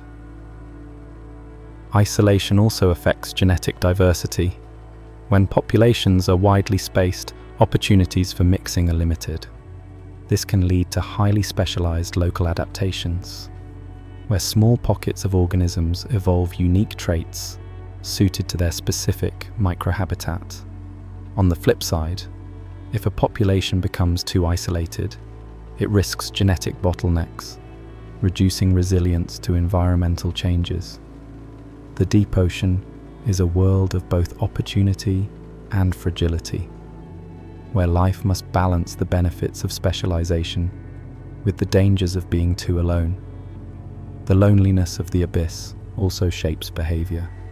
Many species adopt sedentary or energy-conserving lifestyles because roaming widely in search of others is risky and costly.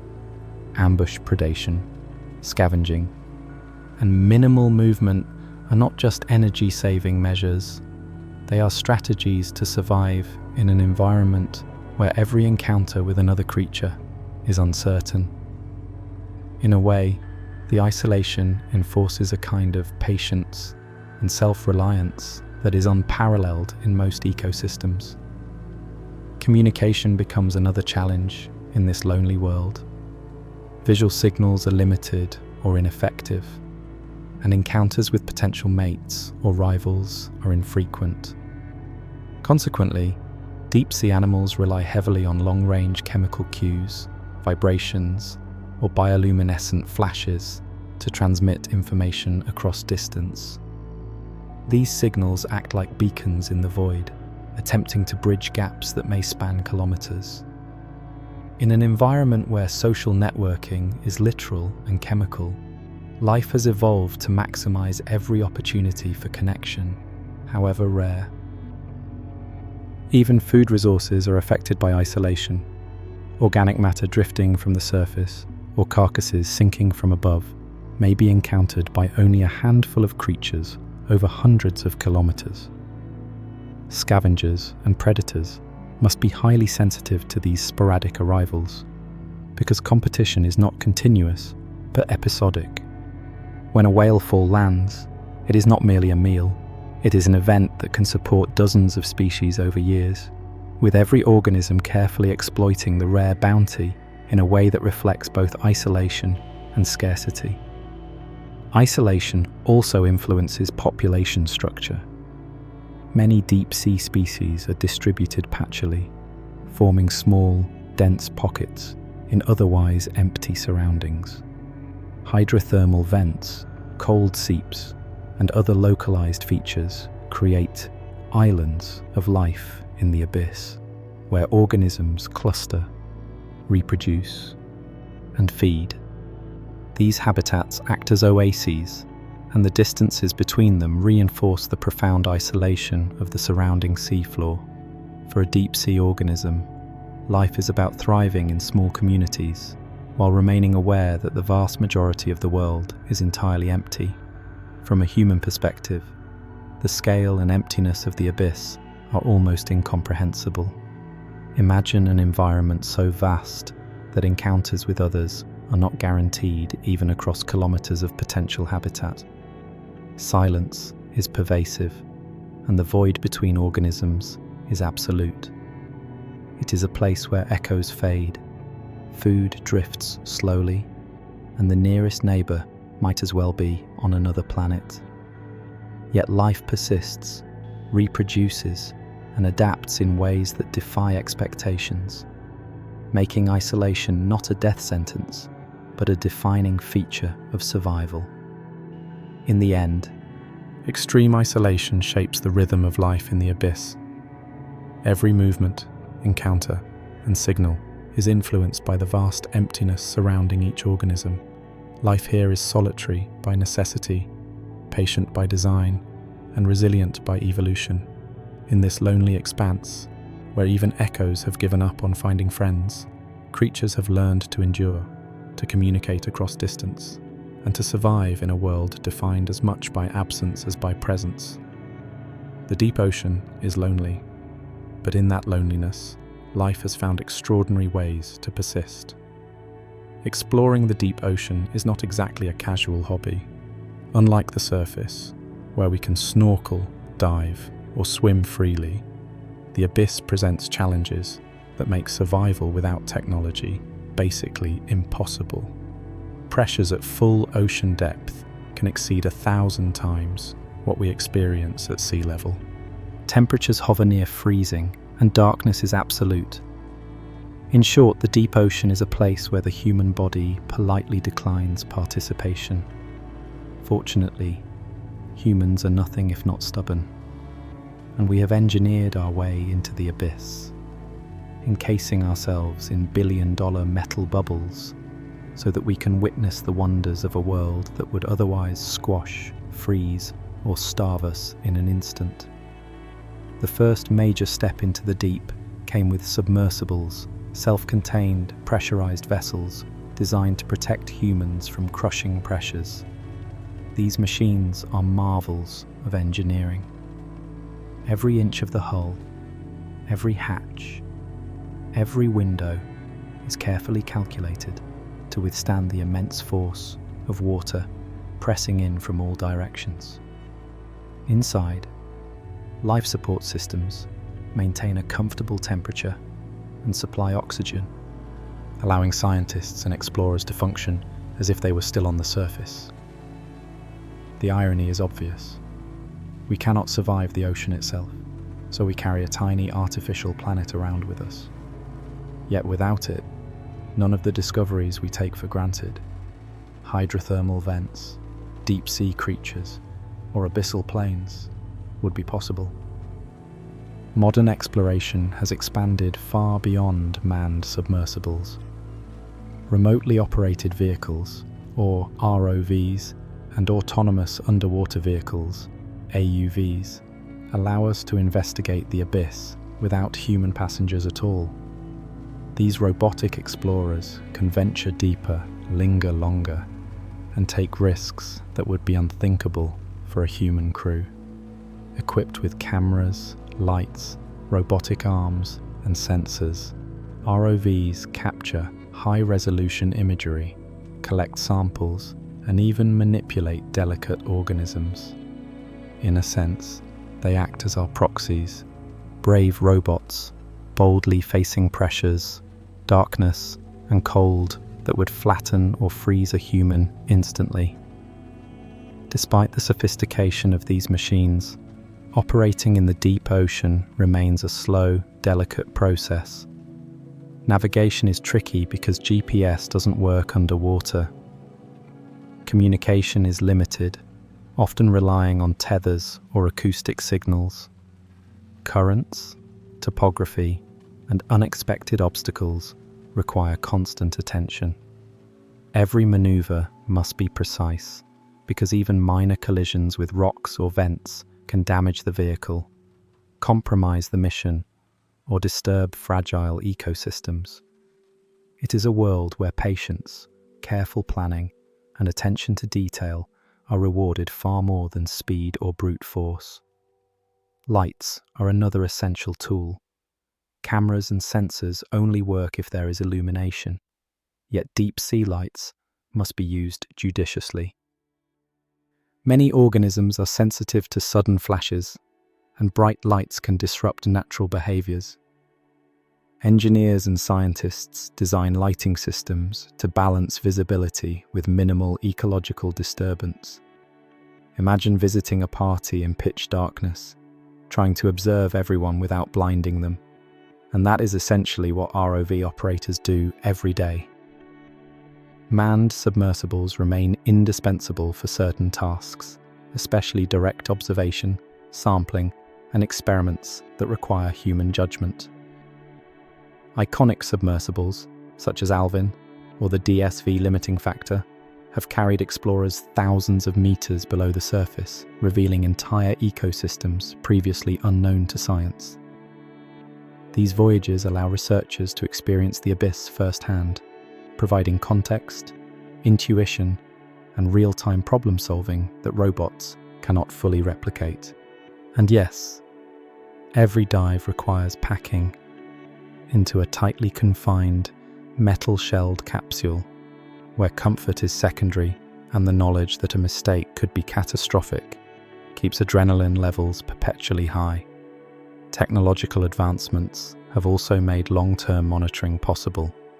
Tethered observatories and sensor networks remain on the seafloor, recording chemical composition, currents, and biological activity for months or years at a time.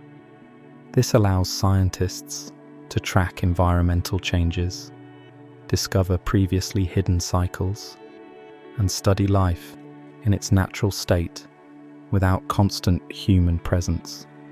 The data these systems provide has revolutionized our understanding of deep ocean dynamics, revealing patterns that are invisible from short visits alone.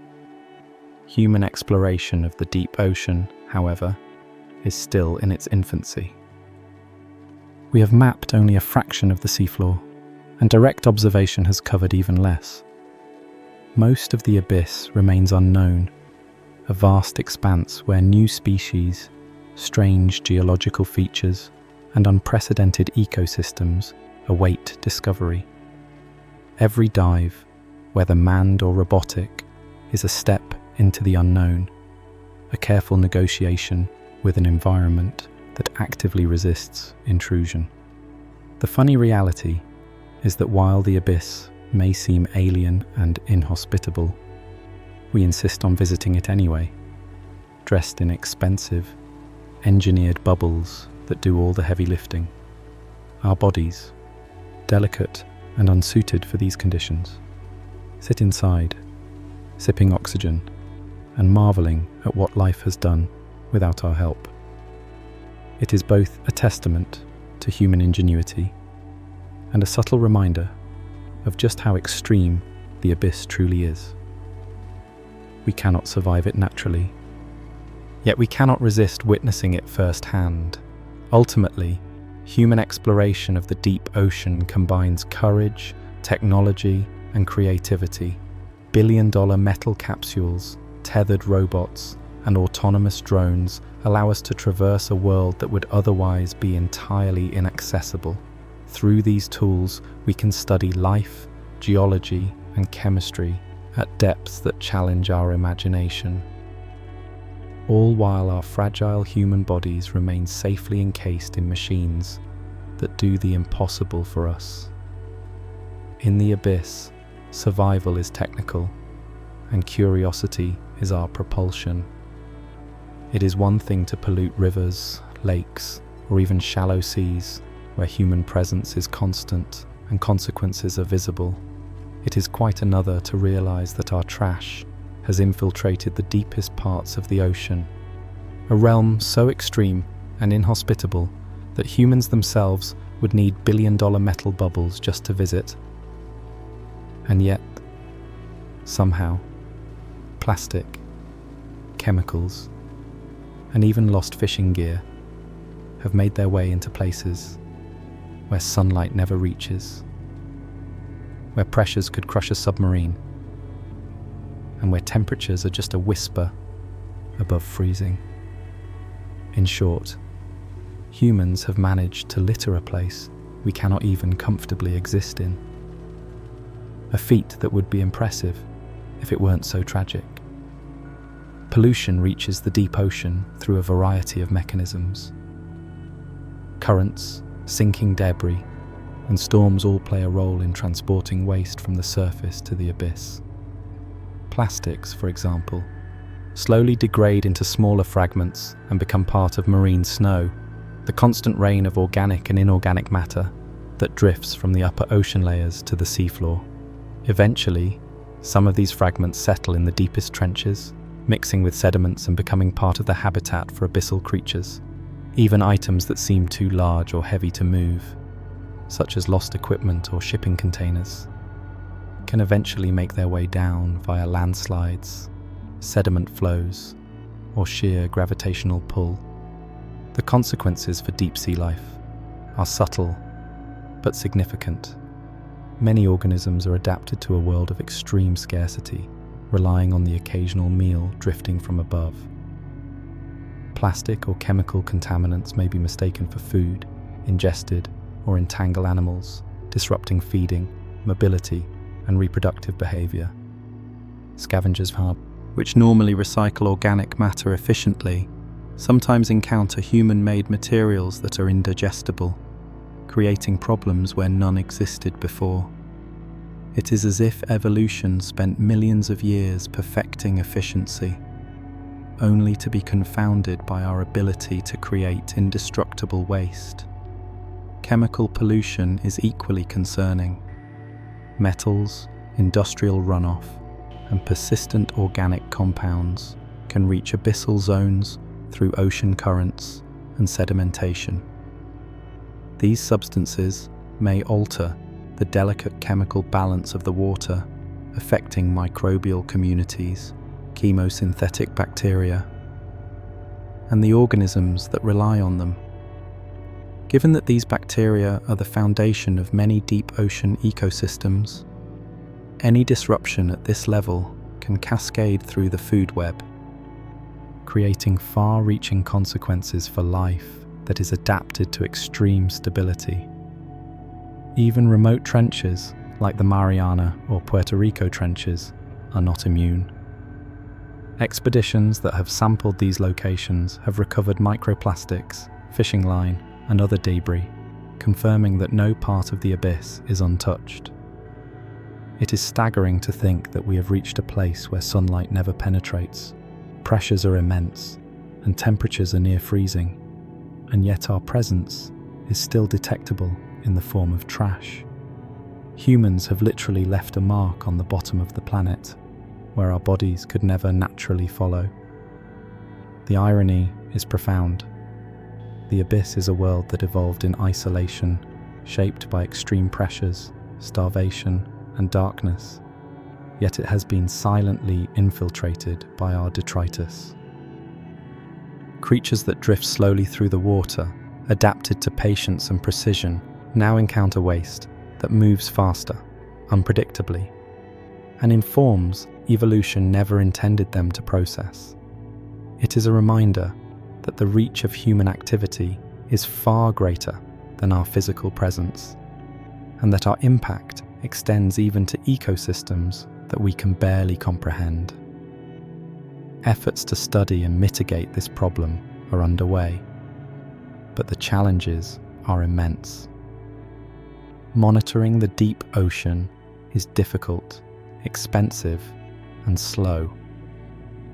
Cleaning up trash at thousands of meters depth is currently impractical, meaning that prevention is far more effective than remediation.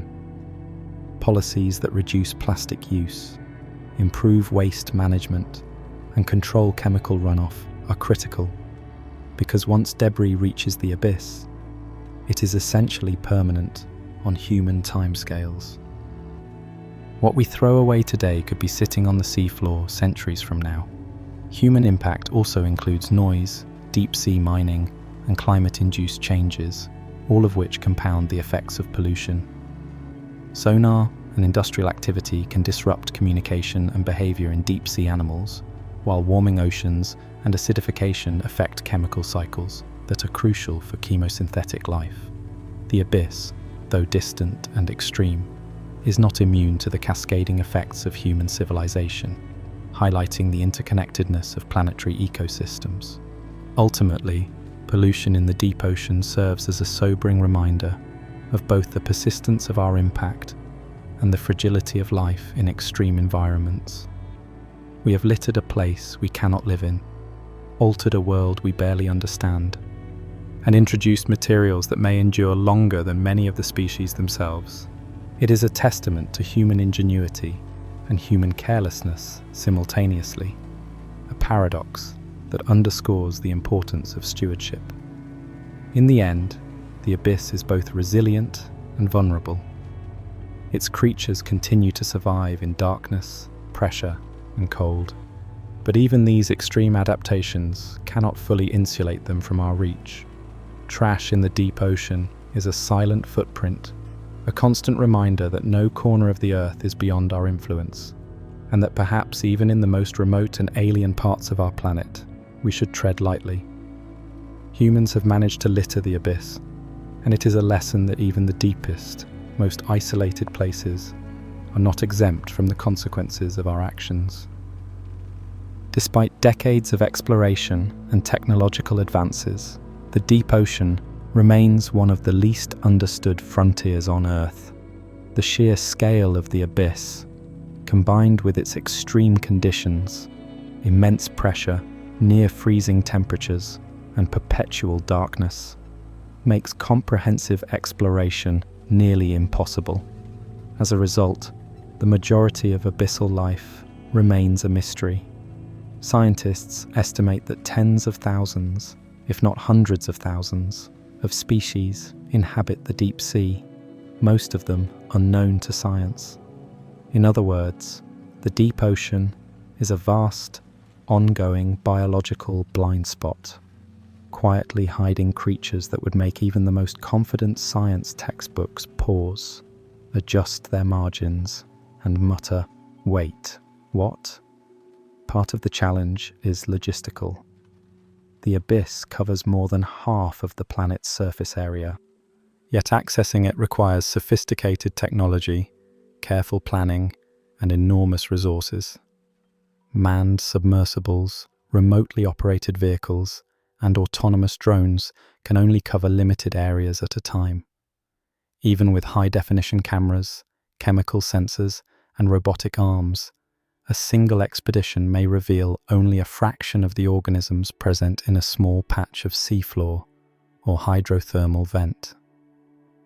Every dive is essentially a tiny peek into a world that stretches infinitely in all directions. Many abyssal species are also small, elusive, or highly specialized, making them difficult to detect. Microorganisms, tiny crustaceans, and delicate invertebrates may cling to rocks, drift in the water column, or burrow into sediments, avoiding notice even by the most sensitive instruments. Some species are transient, appearing only when conditions align perfectly, such as during a whale fall or a brief surge of organic material from the surface. Others live in habitats so extreme or isolated that they may never be observed by human eyes. In short, life in the abyss often refuses to cooperate with our attempts at cataloguing it.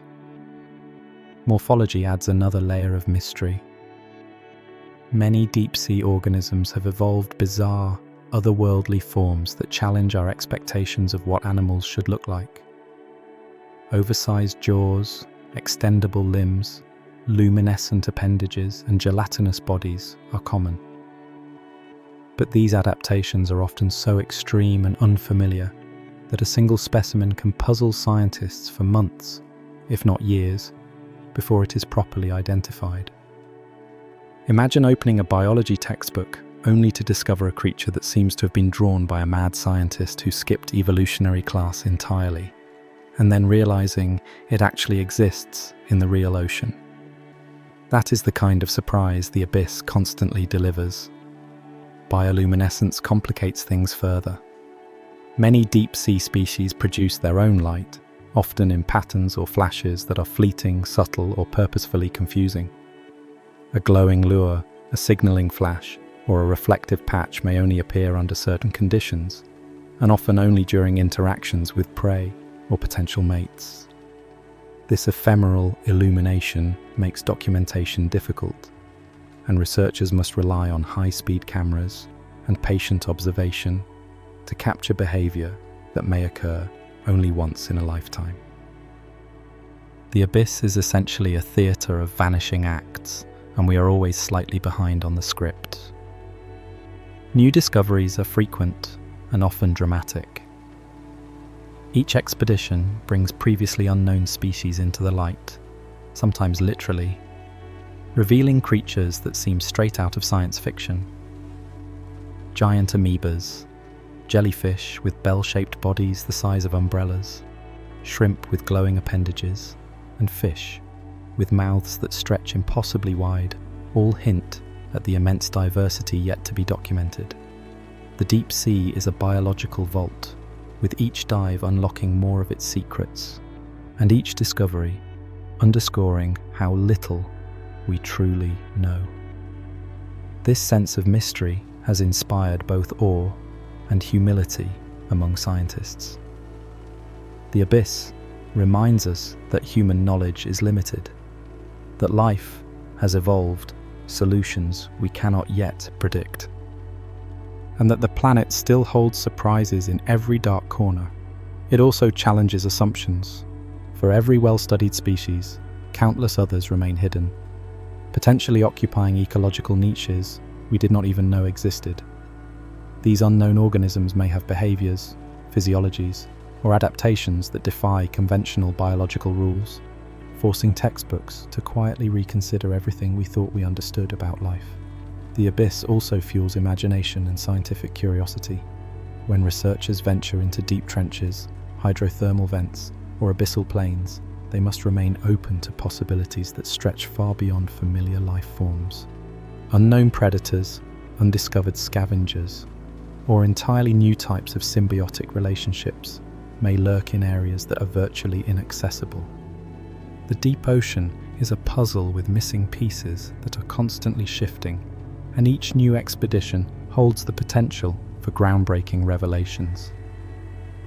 Ultimately, the mystery of undiscovered species is both humbling and exhilarating. The deep ocean is a vast, dark library of life, filled with stories that have yet to be told. Every organism we discover is just one page in a massive, unfolding epic, and the majority of the narrative remains unwritten. Scientists can explore only a fraction at a time, documenting what they can, and returning to the surface with glimpses into a world that is stranger, more alien, and more inventive than we could have imagined. In the end, the abyss keeps its secrets with an almost playful stubbornness.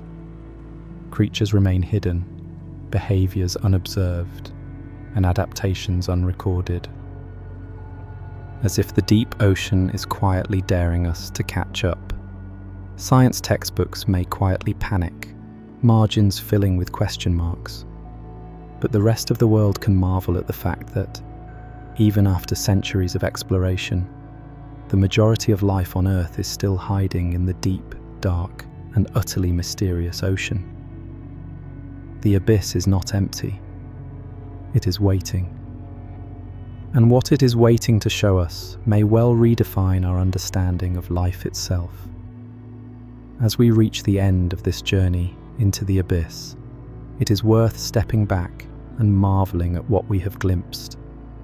The deep ocean is a realm of extremes, crushing pressure that would flatten a human in seconds, temperatures just above freezing, and a darkness so complete that even our most sophisticated lights struggle to penetrate.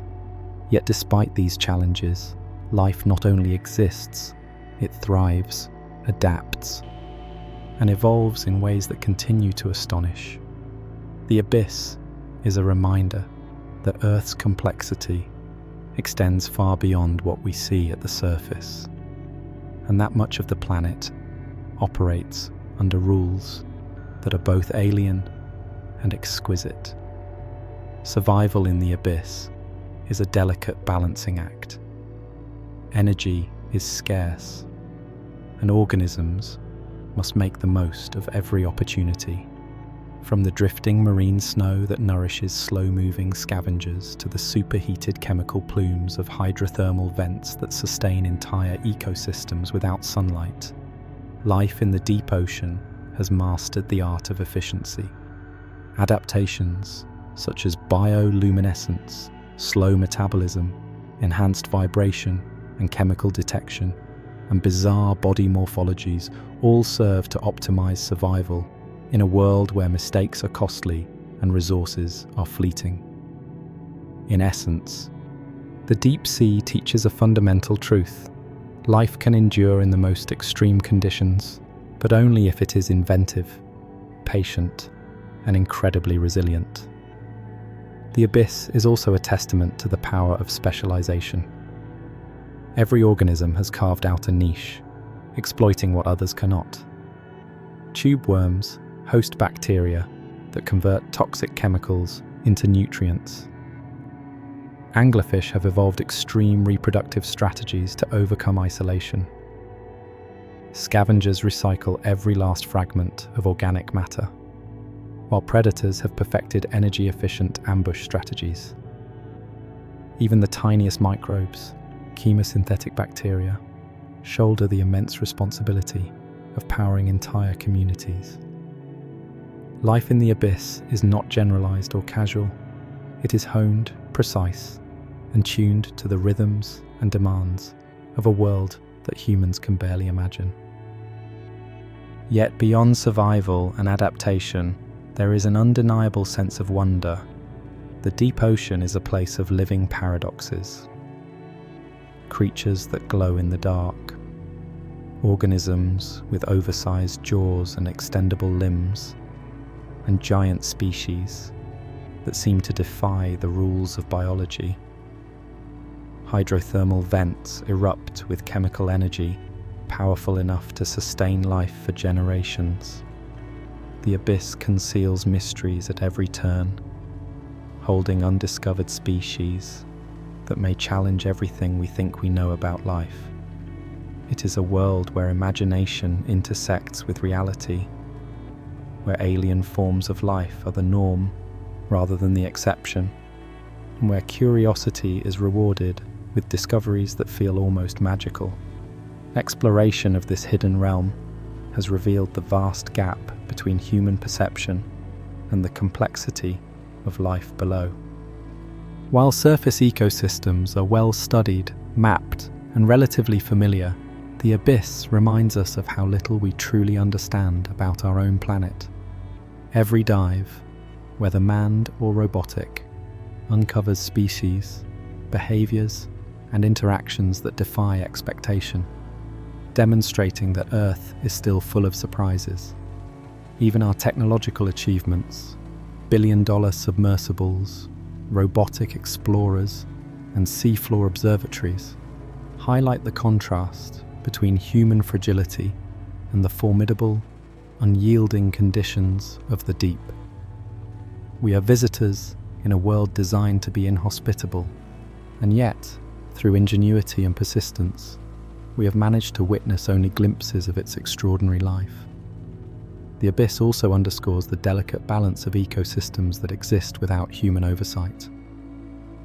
While we marvel at the adaptations and resilience of deep sea life, our impact is still felt. Pollution, discarded equipment, and chemical runoff have reached depths that humans cannot naturally inhabit. Even here, life must contend with unintended consequences of our civilization, reminding us that no corner of Earth is entirely untouched. It is both humbling and sobering to realize that we have the power to disrupt even the most remote ecosystems, and it emphasizes the responsibility that comes with exploration and knowledge. Above all, the deep ocean serves as a mirror to our understanding of life itself. It challenges our assumptions about what conditions are necessary for survival, what forms life can take, and how ecosystems operate. It is a place where darkness, cold, pressure, and isolation are not insurmountable obstacles, but conditions that shape creativity, endurance, and ingenuity in the living world. In the abyss, every adaptation tells a story of patience, precision, and the relentless drive to persist against extreme odds. And yet, amidst all this complexity, the abyss retains a subtle, almost mischievous personality. It is vast, remote, and unknowable. A world that observes us from beneath crushing weight and endless blackness. For all our billion-dollar submersibles, robotic probes, and scientific curiosity, the abyss continues to operate on its own terms, revealing its secrets slowly, selectively, and often unpredictably. It reminds us that Earth is far more intricate than we give it credit for, and that life has a persistence, creativity, and quiet audacity that cannot be fully controlled or understood. So as we conclude this journey into the abyss, it is fitting to leave with a sense of awe, reflection, and a touch of humour. The deep ocean may be dark, cold, and crushing, but it is also incredibly alive. It is full of strange, patient, and extraordinary life forms, each perfectly adapted to a world that seems hostile to humans, yet endlessly fascinating. And while we watch, study, and explore, the abyss continues on, quietly observing back, judging our every move, and reminding us that even at the bottom of the world, life has mastered survival, and maybe just a little bit of irony, far better than we have. The deep ocean is alive, resilient, mysterious, and perhaps just a little bit sassy, silently reminding us that no matter how much we learn, we are still visitors in a world that operates on its own magnificent terms.